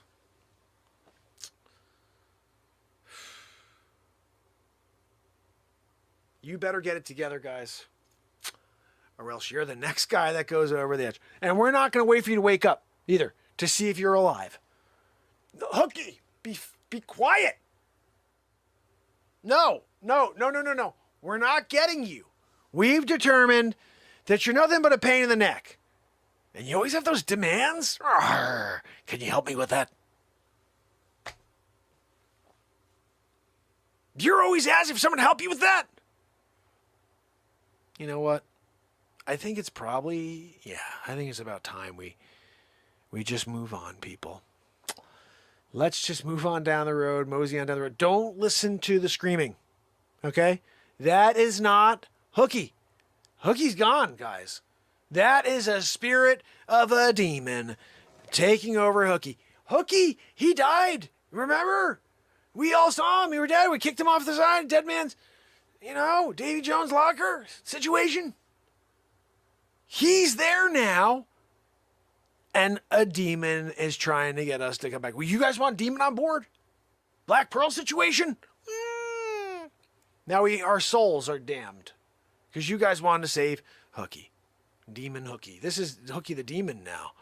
This is like, we're talking really sorcery type of stuff. I'm not going there. Hooky is dead to me. Hooky, no, I don't believe you when you say none of that's true. I believe it's true. I believe it's all true. No, we won't believe your lies that you love all of us, Hooky. We do not believe any of it. You are just a straight liar. Demon!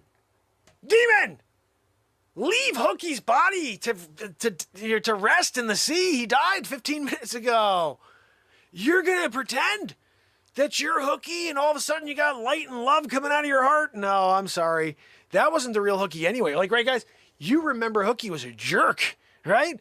Walking around with that scowl on his friggin' face.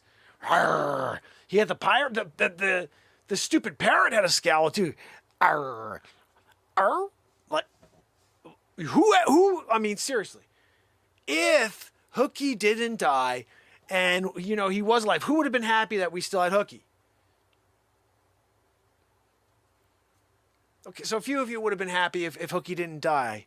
Yes, you did. Yes, you did. You're dead, dude. You are not an alive pirate anymore.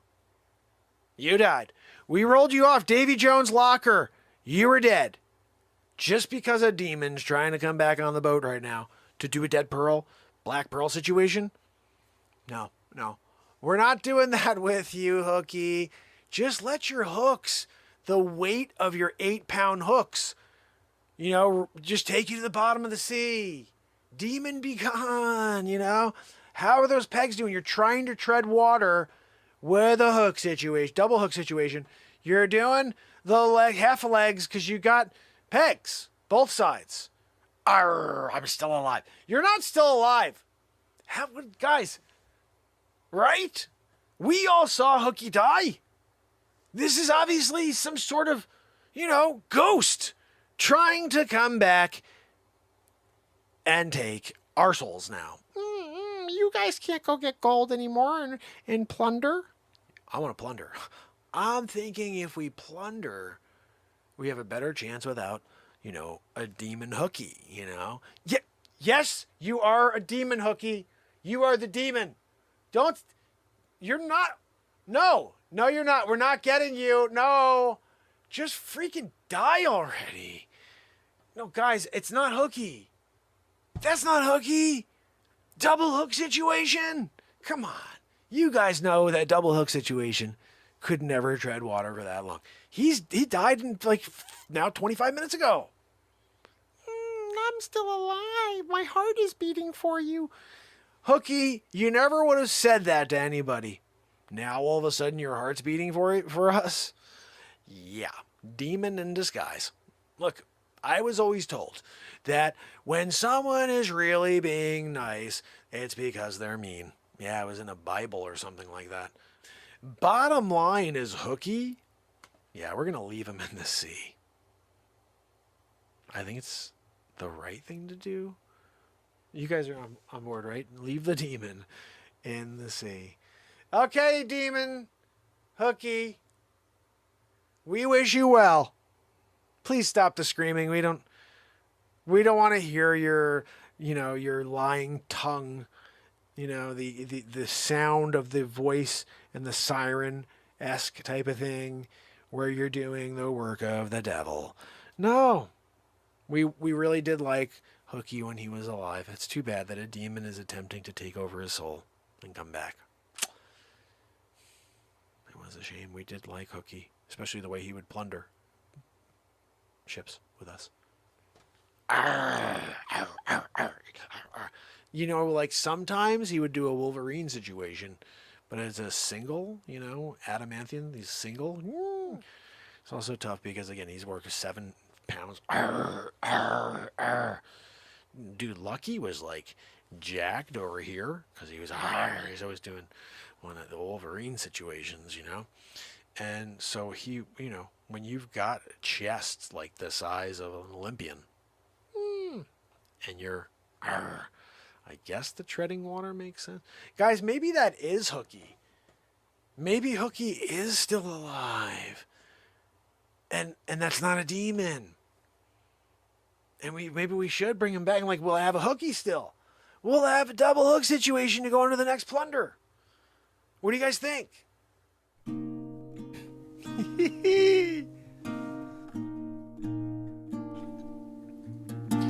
When you've got a double hook situation, you got to deal with it. I mean, like, sometimes people are like, you know, can I get a hook? No, double. You need to have a double or it's a no-go. Like, some people get upset because they're hoping to just get like a half situation, like just one hook so I could scare the neighbors. No, double hook, and double hooking it. And if you're looking for someone to climb trees without a ladder, you need the double hook guy. The peg legs also help when you're doing the tree climbing. I'm going all the way to the top. Redwood, 300 feet up, 3 minutes, like flat. That's how Hooky got so strong. Climbing up to the top of the mast. Arrgh. So that bit kills me, guys. I want to say hi to all of you awesome people out there. Christine, thank you so much for letting everybody know about what we do here.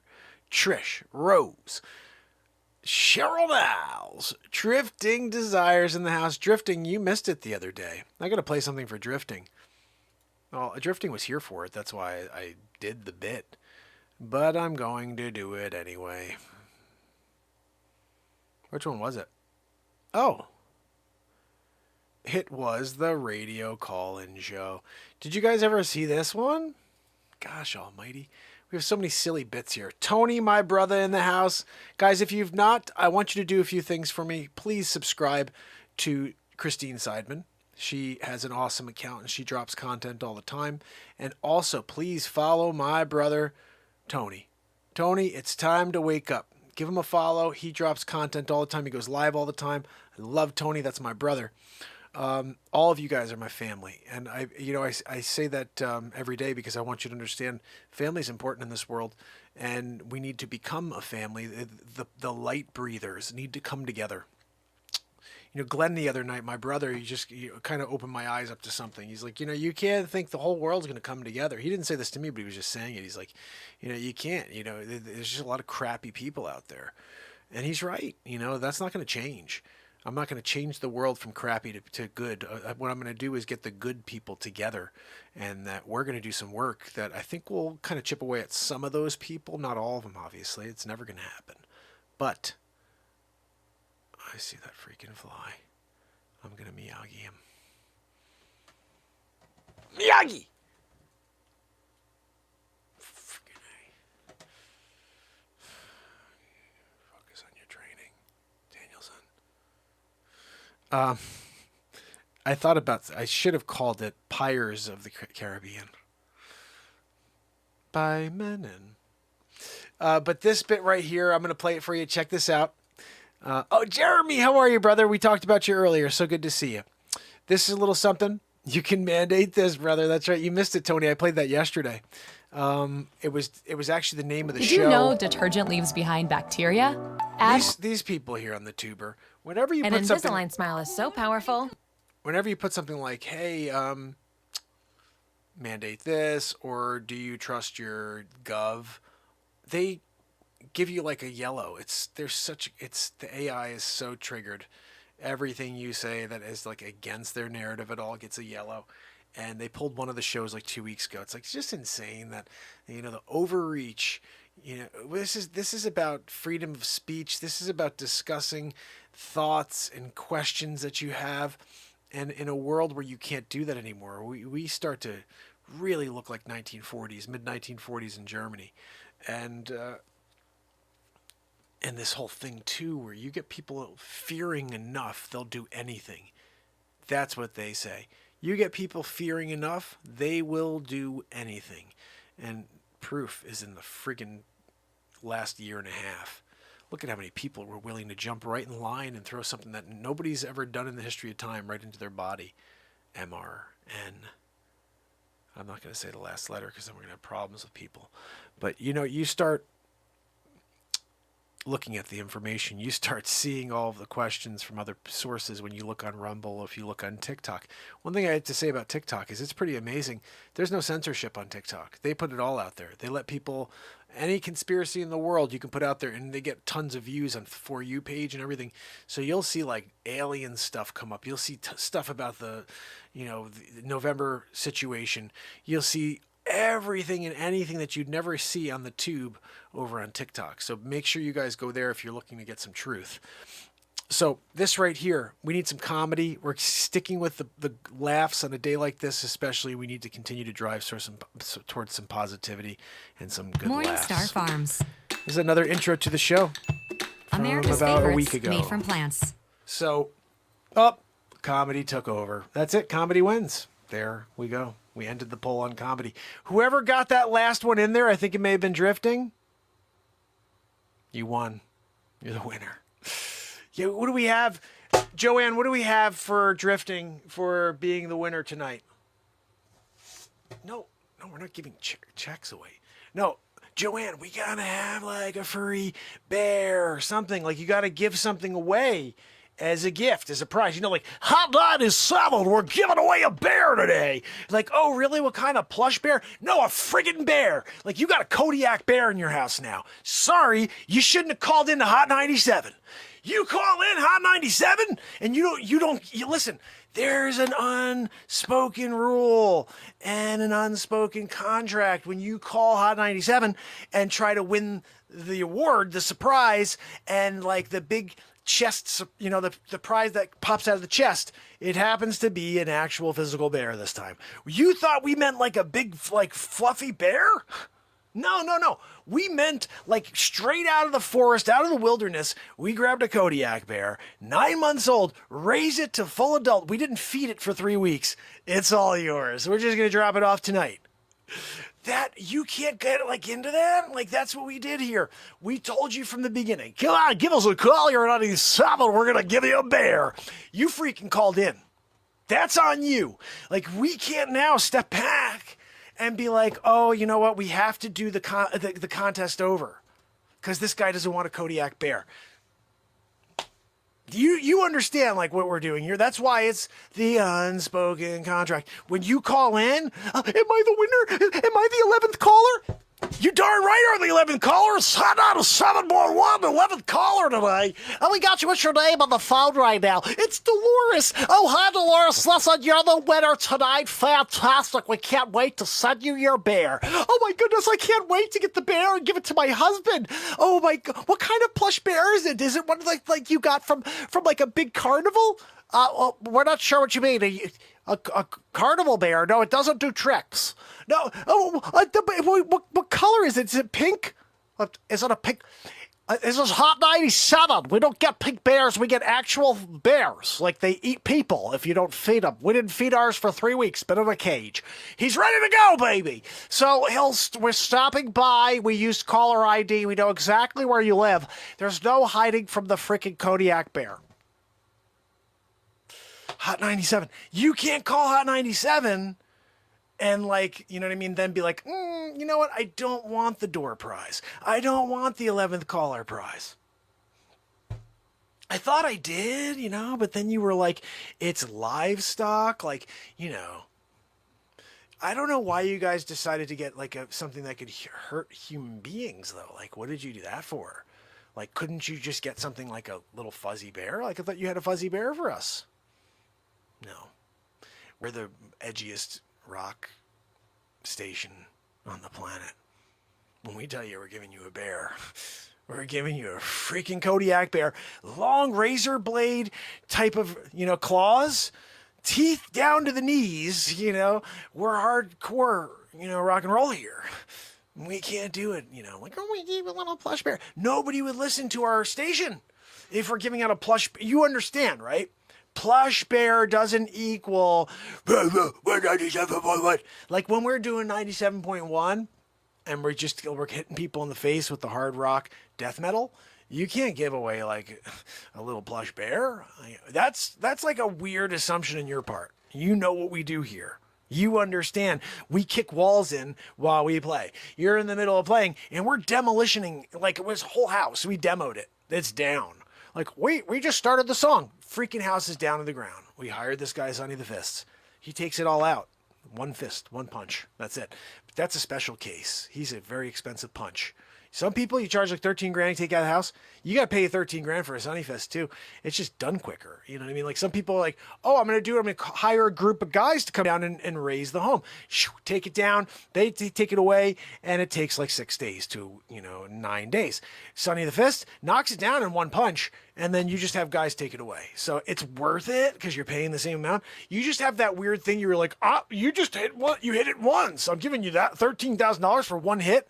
It's not the fact that it was one hit. It's that I knew where to hit it. You knew that old fable, right? Oh yeah, I'm the one guy who's been the master. I spent me 30 years in order to figure out exactly where to hit that. That's what you paid for. You paid for experience, buddy. Look, that's what Sonny says when he goes and he charges 13 grand for a punch. I'm just saying. But look, if you're going to be a radio station and then you're going to do like a giveaway and it doesn't match with the genre of the show, I don't know what to tell you. You know what I mean? Then I'm really kind of taken back. Because I'm like, hold on. We just played a song about someone eating their knee because they were hungry. They didn't have any food, so they ate their knee. And then they jumped through a plate glass window only to fall 3 stories and break their shoulder, which they loved. They really loved it. It was like part of the song. They're like, yeah, I love the pain. Like it was, and then what color is the plush bear? Just remember, if you call in to we're writing cards to our loved ones show, like, oh, I wrote the most beautiful card to my loved one, then you expect a plush bear on the giveaway. Oh, we're giving away a bear. You're getting a plush bear from the card writing ladies, But when you call in to 97.1, the hard rock station of the planet, the song before, it was about a guy who, just for fun, he liked to throw really heavy things onto his knee. It's all about the knee on this platform. We play songs that have to do with songs and people's knees and doing really weird things. That guy was eating his knee. This guy drops 50-pound weights on his knee. He's just like, ah! And the same thing, they kind of stole the chorus. It was like, I love the pain. I love the pain. It's like, I don't know why we do it. I really don't. I wish we did give a plush bear away. I mean, now I'm being honest with you. I'm being honest with you, Dolores. I wish we did have a plush bear for you, but it's a 15-foot Kodiak bear. So we'll be heading by. We got the cage and everything. But look, we're taking the key to the cage after we unlock it and we go. It's part of the contract, unspoken word. We open the cage. Remember, Kodiak bear hasn't eaten in 3 weeks, so go stock up. We unlock the door. We go like this and open it. And then we go, okay, see you later, Dolores. We jump in the car and we're freaking gone. That's it. I mean, that's what we're doing. And then you've got to deal with this new friend of yours, the Kodiak bear. I heard you can, sometimes make it your friend. You got to feed it first. Do you have any kids? I'm hoping you don't have any young kids around. We didn't plan for that. That's not part of the language. If you look at the contract, it doesn't say anything about you and your children. It says, this is given to you, Dolores. You called in. You were the 11th caller. 11th caller, blood oath, has to take the call-in prize of the day. You're getting it. Remember, if I were you, I would go buy some freaking steak. I'd head to the store. I'd pick up a bunch of meat because you don't want them eating your arm. You don't want them taking your knee out, and then they're going to come and write a song about you. This lady, she got a Kodiak bear, and the bear ate a freaking knee. Yeah, I like the pain. I like the pain. Again, they're really weird with this whole pain thing, you know what I mean? But these are the songs that are written. You can't, the messenger thing, you can't, you're going to come after the messenger? I'm just telling you what we do here on Hot 97.1. This is not the R&B rap one. This is the new one where we take sledgehammers and we just take down old, Honda Accords from 86. Just, it's like an office space. We get out there and just stand on top, just breaking them. And then we film it and we go live. That's our YouTube channel. 97.1. Whoa, what Honda Accord do we have today to beat the hell out of? That one. I'm getting into it. At first I was kind of You know what I mean? And then after you start swinging that sledgehammer and you're breaking a friggin' metal vehicle and it's just crumbling underneath your mallet head, you're like, I get it, you know? And you start being a demo guy. You're like, you call this Sonny the Fist guy. You're like, look, whatever work you don't want to take on, just send it over my way. I'm ready to go. I'm into it now. I'm breaking things, getting paid for it, you know? So I guess that's what happens when you ask for comedy first, is we just ramble about a radio station. What? Gosh almighty. Another new bit. Crazy bit. I loved that bit. It's funny, like, it's hard for me to say this without it being completely true. No matter what bit you ever turn on, you're going to laugh. There's going to be some sort of angle and some sort of comedy, you know. It's almost like, I don't know. I never went to comedy school. I never studied, like, I don't know any of this, guys. I literally just let the moment go, and I want my creativity to not have any restriction. So when I get going sometimes, like especially when we were listening to the pirate, you know, Mark Pires of the Caribbean, which we just changed that over, Juniper, you rock. Yeah, I was, oh my goodness. That radio station bit there's so many great bits there. You guys want to see another one? One more? Let's do one more for you. This one right here was called So You Think You Could Dance. I hope you enjoy this one. Give it a like, a share, and a comment. And guys, whenever you need it, just go to my playlist. Training our bodies. Music, comedy, celebrity Help impressions, Sharma. whatever. They're all there. Oh, comedy took over. That's it. Comedy wins. There we go. just did this we one. ended the poll on comedy. Whoever got that last one in there, I think. Here we go. So guys, we're here again. It's day 974 in a row. We are literally 26 days away from the 1000th day in a row of 2+ hours of live entertainment, live distraction from the negatube. This is the Positube. This is the location where we get together to generate love, light, and an opportunity to live in this moment here. How about that? Oh, you gotta go pay those bills. Oh, you gotta go to that appointment. Gotta bring the kids here. Gotta go do that. You know what? This is your time to shut it all off and show up here and smile, laugh, dance. Cheryl's gonna be dancing with me tonight, right, Cheryl? We're dancing. Woo! I'm just saying. I'm gonna be throwing some tracks on over here. I'll be dancing in the background. I'm gonna throw myself on the screen. I'm gonna do it. You better watch out. If I get up and I start cutting a rug, yeah, I'm gonna ask Sonny the Fist to go to the other state. If he's in the same state with me, I don't have enough room to move. I like to move. You know, I'm not like getting in it to just be like, I don't do that. I don't go. If I'm doing it, I'm like, right? I mean, you can't do like a little bit of a dance, you know? Oh, yeah, no, he went out and he really cut a rug. Now, that's not how we roll. You got to bring it.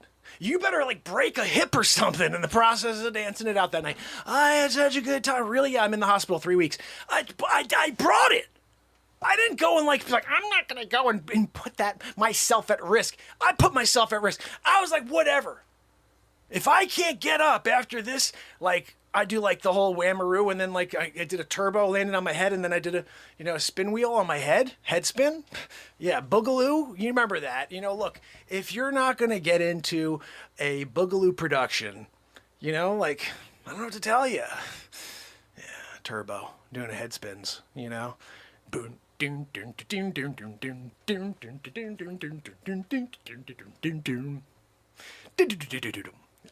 know, but when you're dancing, you know, I mean, like you got to put it all into it, right? I mean, I've seen other people before, like you go and you're like, is that guy serious? He's like, I'm like, is that guy like for real doing the point up at the sky? I'm waiting for someone to go, Banbanamero, Guantanamero. I'm like, that's what I'm waiting for. This guy's like, ooh, I don't want to go to a club to do a danceroo. And I got this guy over here going,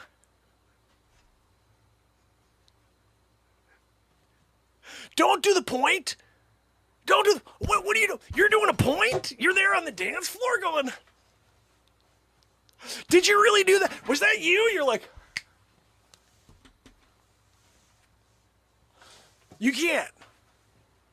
You can't go on the dance floor and start doing the point. Like, now you're putting it on that guy? That guy was just there drinking and he's trying to have a sip of his champagne. And you put it on him, now he's got to go out. He's like, woo, yeah, I'm in it now. I'm in it now. You're bringing him in? Rodeo him? And all of a sudden he comes along for the party. You know, it's like sometimes people are like, they are a little over the line. You know what I mean? Like, who would do that? Most people would be like, I respect your privacy. I respect your spatial, you know, there's a space thing going on with the Civet. You're over there. I'm over here. No, you're not. You bring him in, you know, and all of a sudden champagne down. He's doing the lasso. He did the lasso? You don't go out on the dance floor and do the lasso. You're lassoing it? Yeah, I'm going to pull you in now. I lassoed you. Don't do a lasso. Okay, seriously. You do a lasso? Like, bartenders are throwing shots at you. Not to drink. They're literally throwing shots at you. Like, get the hell out of my bar with the stupid lasso. Nobody likes the lasso guy at a dance club. You know what I mean? And also, you never want to be the guy who's like, me? You, me, you, me. You don't want to be that guy either. You're on the dance floor and you're like, you, me, you, me. You don't, you know, that's just like, at a certain point, people are just like, no, it's you, buddy. And they walk away, you know?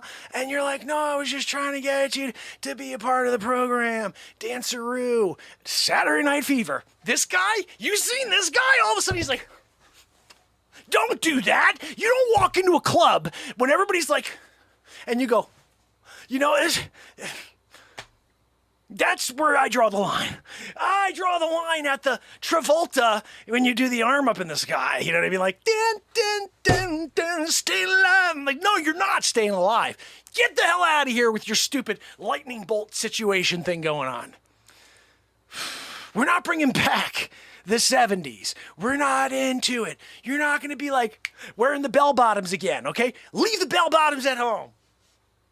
We're talking 2021. You don't do a bell bottom situation in 2021, all right? And you definitely don't do like 5 things when you're on the dance floor. Never one of these. You never do one of the you, me. That's no good. And you definitely don't want to be like, because when you start pointing to people and putting that weight on their shoulders to show up and get down, that's a lot. That's like a lot for you to do. You know, so like give them their space. And then if they decide to come into the circle and be like, get down, but yeah, I'm getting down now, I'm in the circle. And they did the spinneroo and they come out and they go, don't ever do that. You don't ever want to do this. What is that? What are you doing, like a Travolta / like Uma Thurman? Yeah. You can't do a Travolta Uma Thurman. You know, like they're doing like the milkshake shuffle, Pulp Fiction style. And you're there going, you know, it's the dance moves like that really start to be like the next TikTok craze, you know? Like you're there going, you, me. And you're doing it all. All of a sudden, front page, FYP, TikTok. You're in the For You page, like all over it. Every single, look at that guy, he's there again. He's going, and then you went like this on that one. What about the time he was like, spinnerooing? There's like a basketball going around his shoulder. That one I was blown away by. You went like water in a pail? I'm going to turn into water. What are we doing? It's times like this, guys, where I question my sanity. Holy cow. Is that a new bit or what? So, let's get into it. We do have a woohoo still to get to. Zabrowski, do you mind if we go this song first, then come back to the woohoo? Do you have time? If I play a 4-minute song, you can beat along. I'll give you a beat seat if you want to tap-a-roo along while we listen to the tune. It's called Living Love. And, like, if you can't live love, right? I mean, like, what are we doing here? You come down, Renaissance man, and you're not living love? I'm not sure what to tell you then. Like, you got to go back to the city. I don't even want to see you. Are you coming on down here and you're not bringing love in the heart? And exploding with heart love? I guess that's just how you were brought up. Like, I don't know. What are we doing, Zabrowski? Like, is that who you're going to be? Is that who you're going to be going forward? That's fine. No. We'll do your woohoo first. You know, sometimes I just got to say, you know, Zabrowski, I've been giving this gig. I've been giving it to you 974 days in a row. I want to play one bit before you do your woohoo, and you can't. Oh, whatever. You know, like, right? I mean, it's not fair. I give him the slot. He gets a check. I don't get it. He gets a check. Hey, Zabrowski, can you wait for one song? No, I got things to do. What, do you got to go to the grocery store? What are we doing? You know what? Just why don't you do the woohoo, and then you do you, I'll do me, and the rest of the show. All right, Zabrowski, it's your moment, your 15 minutes of fame. Woohoo! You did it again, buddy! Man, I gotta tell you, that woohoo, it's like it almost gets better. Like, is that possible that it gets better? Like, I don't know how you're doing it, but you're adding more oomph into the who part. Like, the woo it feels the same in a way. It's like, woo, but the who is got some oomph to it, right? Tell me I'm wrong, that who doesn't have some extra oomph the last couple days. It's because we gave him a hard time. We told him we're keeping him in check. Zabrowski, listen, you know there's a meter. There's a meter. The Renaissance fam, they judge your woohoo based on a 1 to 10 scale. That's on you if they go with a 3 or a 4 because you just didn't give it your all that day, you know? But I gotta say, I'm pretty sure as soon as we start seeing that scale through, oh, Zabrowski was a 9 tonight. Zabrowski, that was an 8.6.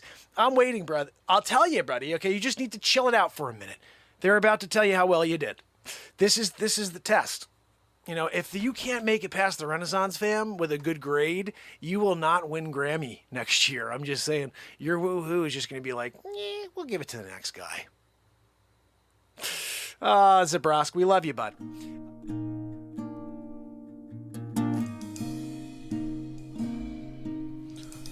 Oh my goodness. Right? I mean, what are we doing? Every bit is just stupid. But fun and great, and, you know, it's just something we all... Zabrowski goes to fly school. That was another one.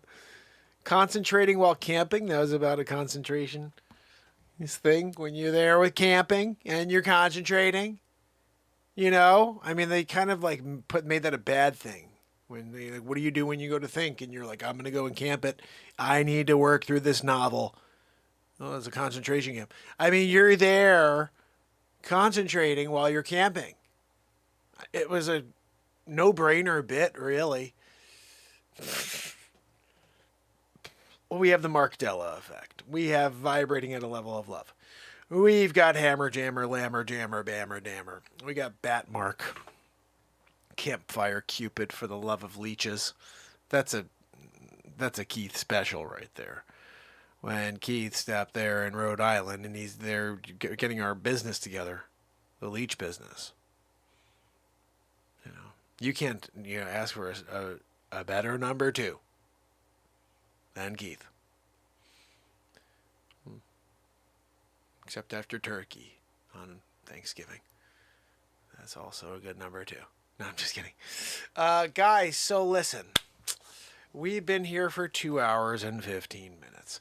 And tomorrow is day 986 in a row. Holy cow. That will put us 2 weeks from 1,000. That's insane. I got so much stuff I have to get out for you guys. I'm trying my best, but I am also trying my best to make a living the best I can during the day and then show up for you guys at night. So sometimes I can't get any clips out. The good stuff is the comedy's easy to drop. I don't have to do any editing. I don't have to put any of my lyrics at the bottom. That's where music has been a lot harder lately. Is I'll get these songs sort of edited, but then I got to put all the lyrics in. I want you guys to be able to read them, you know. Markathon. Ooh, I like that. We're gonna have to do that. Yeah, we're gonna have to do a Markathon for day 1000. What I think what day 1000 in a row I want to say is a Sunday, the 26th. Yep, it's a Sunday. So perhaps I can get on at like 5 o'clock and just go. You know what I mean? I'd like to be on early on day 1000 in a row. Like it would be cool if I could do 1 o'clock and then just go all day from 1 o'clock on. Day 1000 in a row from 1 o'clock p.m. We'll be live. Just whoever can pop in. I'm a real estate agent during the day, but Ronnie asked me. So I sell houses, I list houses and work with buyers. And I have a construction background. So my father's a builder, my brother's a builder. Before I got into real estate, I was a builder as well. I worked with them. So I bring 13 years of construction experience to a real estate business where I bring a positivity to the negotiation table. I bring my experience with people, I guess, and cutting through the BS to the negotiation table. And I also use my creativity to separate my clients' properties from the rest of the marketplace. How I do that is, you know, things like the drone. I was the first person to buy a drone in Fairfield County in 2013, and I was all over the news for about a year. Like 5 or 6 times I was on NBC. This is all Connecticut. NBC Connecticut, Fox Connecticut, Channel 12 Connecticut, Channel 8 Connecticut. And they all wanted the story about the drone guy, the guy who was rebelling against the FAA. So I'm always stepping outside of what the proverbial box. There is no box. When people say, step outside the box, I'm like, there's no freaking box. Like, you chose to think there was one. For me, if you love something, if you have a good time while you're doing it, you will create. And I thought about that. I remember telling my wife, I think it was at the time, I said, look, I never would have thought of drone aerial photography if I wasn't enjoying what I was doing. I started another business when the pandemic started called Stay Safe Concierge Real Estate. The concept was very simple. You call me to go in with a mask and with a phone. We do a Zoomaroo. I walk through the house. You ask me to look everywhere, look down, look up, bum, bum, bum, bum, bum. And we do a full walkthrough, but you're at home. Before you know it, all the real estate agencies were like, we're just going to start doing virtual walkthroughs where the agents will go. They stole my idea, essentially, because they're like, we're not going to have some guy get paid to go and do walkthroughs. We'll have the agents do it for free. Oh, my goodness. TW found it. Guys, you want to watch this? Check this out. TW found this. Thanks, buddy. Check this out, guys. This is David. From 2013. Thank you, TW, for finding this. Wow, very cool. Hi, I'm Kurt Rumens, the president. I love when you guys help out the show like that. Dean What is Dean going on Stove here? and Spa Shop in Southington. Oh, skip Dean, that. We interrupt this commercial for an important announcement. Soon, the EPA is enforcing new emissions limits on all wood stoves sold. Right, with your This dumb has ads. the industry scrambling. However, Travis long is this Industries ad? has built its God new next-gen almighty. technology into its new Just 10 more low-plywood seconds, or models. 20? See Where the this hell? How much groundbreaking longer is this? technology at Dean Stove and Spa, You the gotta be largest kidding. Travis factory outlet on the East Coast. I'm never buying from you, Dean, because you made me watch your stupid... Okay, here we Now go. to concerns over drones. These unmanned aerial devices aren't just used in the military anymore. Tonight, the troubleshooters investigate where drones are flying over Connecticut and how it could impact your safety and your privacy. Here's NBC Connecticut's George Colley. Who's this guy? Sounding like a swarm of bees with red and green lights and not much bigger than a small pizza box, this quadcopter resembles something a child can buy at a local mall. But slap on a camera and all of a sudden this remote-controlled toy transforms into something much more. It probably took me a good 3 months to get to perfect it. Mark Pires, a New Canaan realtor, is a self-declared drone hobbyist. He's found a way to mix business with his pleasure, using this 3 to 4 pound quadcopter with camera attached to help market his luxury properties with video and pictures. Since I started using this, all my properties are showing more than they were prior. But there's a twist. You see, even though they look like toys, the use of drones is regulated by the Federal Aviation Administration. The only operators who don't need FAA approval are the model aircraft hobbyists, but they must fly them lower than 400 feet, not over populated areas, and they can't impede air traffic. Also, they cannot be used for commercial use. Which brings us to the fine line that Pires is walking. He argues that because he's not charging his clients, it's not a commercial use. The FAA could pose up to a $100,000 fine and up to 10 years in prison for anyone in violation.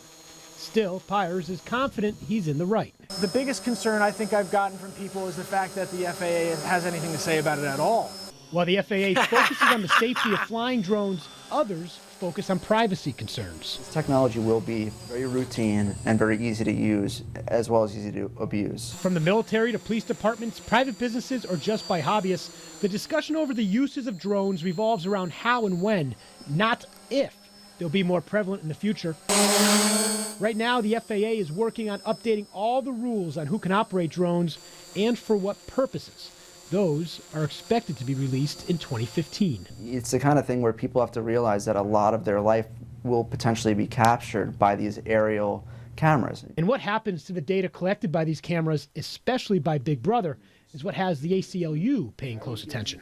43 states have put in place some kind of a bill where they were discussing regulating drones, and most of those bills require probable cause warrant before a drone is used by the government to monitor someone. But Connecticut is not one of them yet. I think that's the end of me ACLU of on there. Connecticut expects at least one bill to be brought up in the next session.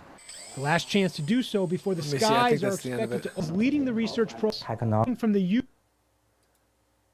Thank you so much for finding that, TW. So limited only by the Industries Association of State Businesses. We want to make sure is, as FAA is taking action, we want to make sure that they're considering the perspective of the private sector. So we don't want to get left behind. While limited in scope, for at least the time being, one thing is clear. Our future includes these eyes in the sky. George Colley for the NBC Connecticut Troubleshooters. Oh, so cool, man. Thank you, T-Dub, for that, finding that. That was actually probably the third or fourth interview I did. The first two, I think, were even better. The one with Jim Altman was really good. I did that one on Fox 5 Connecticut, or not Fox 5, it was Fox Connecticut, Fox 61 Connecticut, I think it was, with Jim Altman. If you find that one was really cool. He did a nice, he's actually interviewed me 3 times. He's like, man, I keep like, what do you keep doing stuff? I'm like, well, just get ready, buddy. I'm live at the time, last time he interviewed me was for the Beat Seat, day like maybe 300 or 400 in a row. And when I told him, I'm like, look, I'm not going to 700, 800 days in a row. He's like, that's not really a story. I'm like, really? No. What other positivity do you see in the world right now that's going strong every single day to try to save some lives? Nah, it's not really a news story. We should be getting on every freaking news platform out there right now. Like, there's a guy going for 1,000 days in a row, positivity. Nobody knows he's there. He's still going. What the freak? Let's ask him some questions. Why are you doing it? Because the world is crap. Because showing up here makes me happy too. Well, that didn't age well. Yeah, so basically what's interesting is I never stopped. And I can't believe that now watching it, because it was like, you could face $100,000 fine and 10 years in jail. And I was like, screw you guys. Like the whole time I was like, screw you guys. I'm not stopping. It's like, I don't charge for it. They're like, yeah, but when you sell the property, you get paid then. I was like, I don't give a crap. You're not going to say that. I don't get paid until a closing. I'm using a photo to try to get someone in the door. That's not what sold the house. If it's one more picture that's giving a perspective to get someone in the door, that's great. But that I didn't get, they didn't pay me for the service. That was the way I maintained it the whole time. And they never came knocking, thank goodness, because that would have been very scary. But I kept going, and I kept getting interviewed because I didn't stop. And then eventually it became what my wife said originally. She goes, you're just telling people to go buy a drone. Everyone's going to go buy a drone. I said, yeah, but I was the first. And so that was always the thing I have. I have a plaque over here that shows me in the paper as well as the first guy. Oh, he found the Fox one! TW rock, brother! Oh, no way. They took the video? Let's just see what this is. I guess it's not the full video. Used to be a video with this one. Jim Altman was great. He's an Emmy winner, multiple-time Emmy winner. That's why I really appreciated his interview. He gave a straight interview. Like, I had a couple where that guy George was like, one of them was like, I don't know, I thought he was a friend, and then one of them he was kind of like, oh, well, the FAA is going to come after you. I was like, all right, send them, dude. Like, I didn't, okay, let's see. Real estate agents try all different methods. This is how Jim used to talk. Real estate agents try all different methods to get potential buyers in the door. The newspaper, internet listing, and open houses. But a new Canaan agent has gone a bit more high-tech and higher up to get your attention. He's using an unmanned aerial system. Mark Pires has been using this quadcopter for clients who have asked to get him to get aerial views of their homes in hopes of selling them faster. The copter costs upward of $5,000, and Pires says the response has been good. It's not a cheap investment, but I don't charge anything to my clients for it. To me, it's how I can sell my properties faster and how it is in front of the people, how to get in front of the people to get the wow factor. Pires said. The FAA has restrictions on commercial use of such devices, but Pires says since he doesn't charge for the service, it's not a commercial use. Currently, 7 of his clients have signed on to get their homes photographed from the above by the quadcopter. It's not on here, is it? No, it's an ad. I guess that's it. But thank you so much for finding that, my friend. Really appreciate that. Oh, the Connecticut Post article. Yeah, this is the one right here I was just telling you about. Look at this.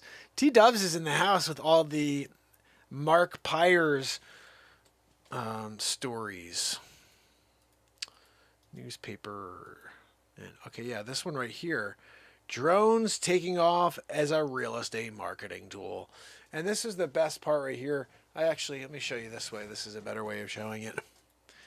Let me see.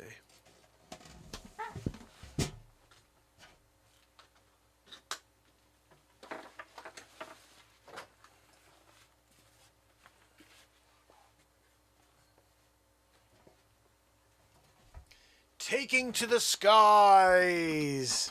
This was so cool when this happened. So this is the first story. So really the way it broke down is I had a newspaper article written about this in my town. And it happened because my client, who happened to be a PR guy, was like, you know what? This is really cool what you're doing. Do you mind if I write a little something and send it to the newspaper? So yeah, sure. Before you know it, they want to do a story. And then before you know it, the story turned into an interview with Channel 12 News, which is the local news channel. Channel 8 then all of a sudden wanted to pick it up.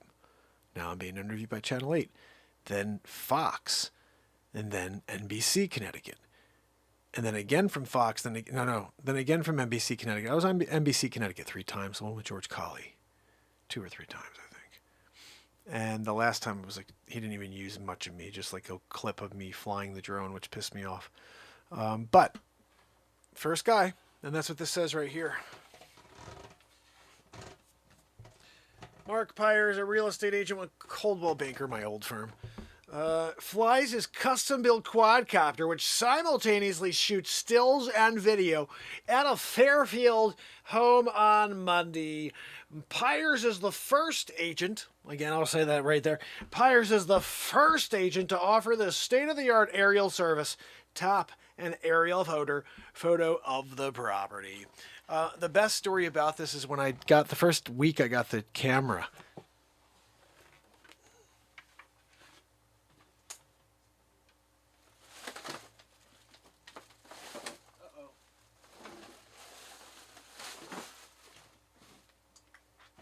The first week I got the camera, I went to this house that was actually on the top. There was a picture at the very top, a little small one. I went to that house, which had been on the market 6 times, 6 different agents over, I think, 7 years, something like that. And I was number 7. I went in there and I had the drone for the first time. And this property had a weird driveway where the driveway went up. And I think that was the reason why it didn't sell and people didn't have all the showings they should have. Because they're taking a picture from here looking up at the house. It always looked weird, the main shot.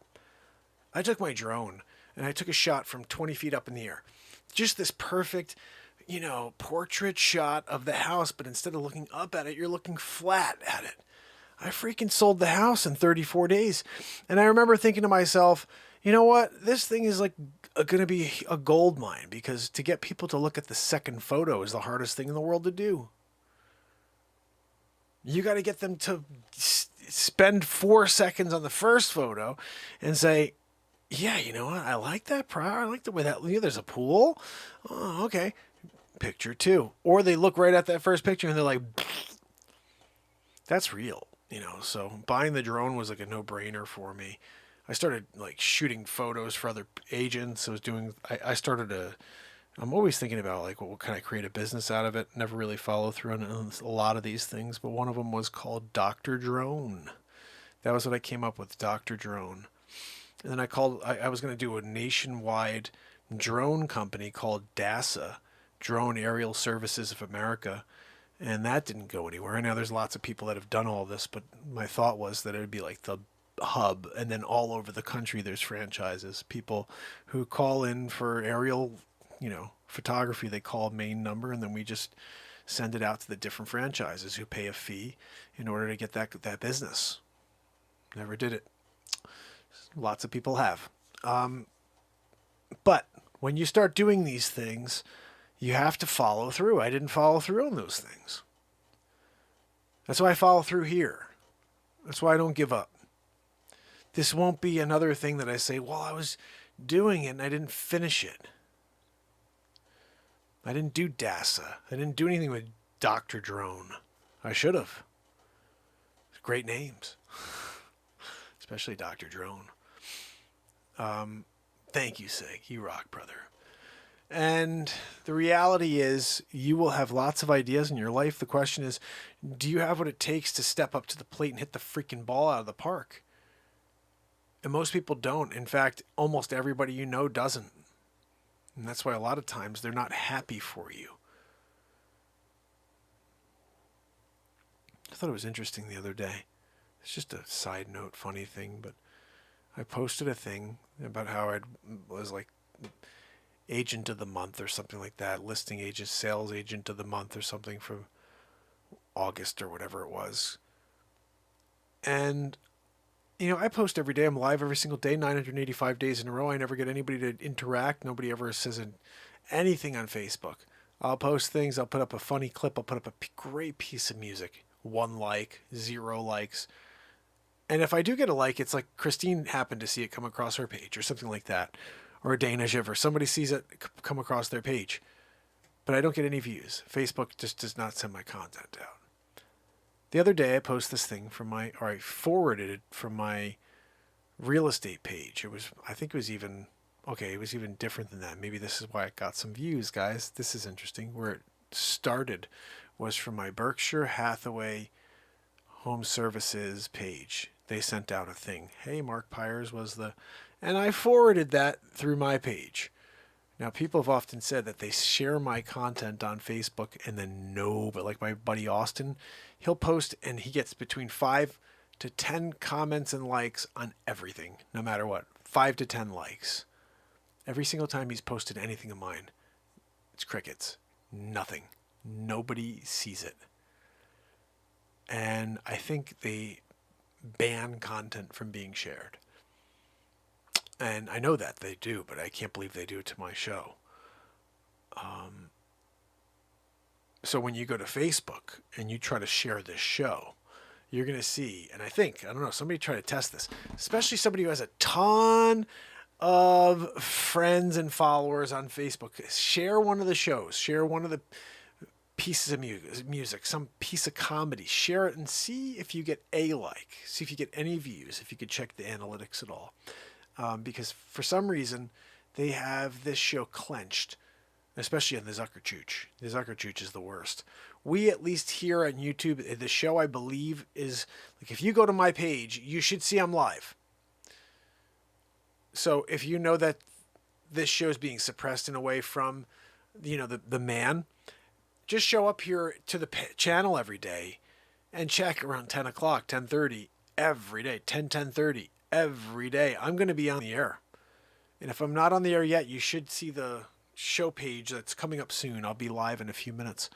But you know, I've had some people say, "Oh, I didn't get a notification," and it's like 12:30 when they pop in. You know, you got to remember we've been live for 2 hours by the time you get here. Like 12:30, 1 o'clock in the morning. If someone comes in and they're like, "Oh, I didn't get a notification," I've been live every day forever at 10:30, so it shouldn't be a question of, "Oh, what time? Oh, I didn't get a notification. What time is Mark on? Is he on yet?" Like, I'm on every freaking night. That's not going to change, you know.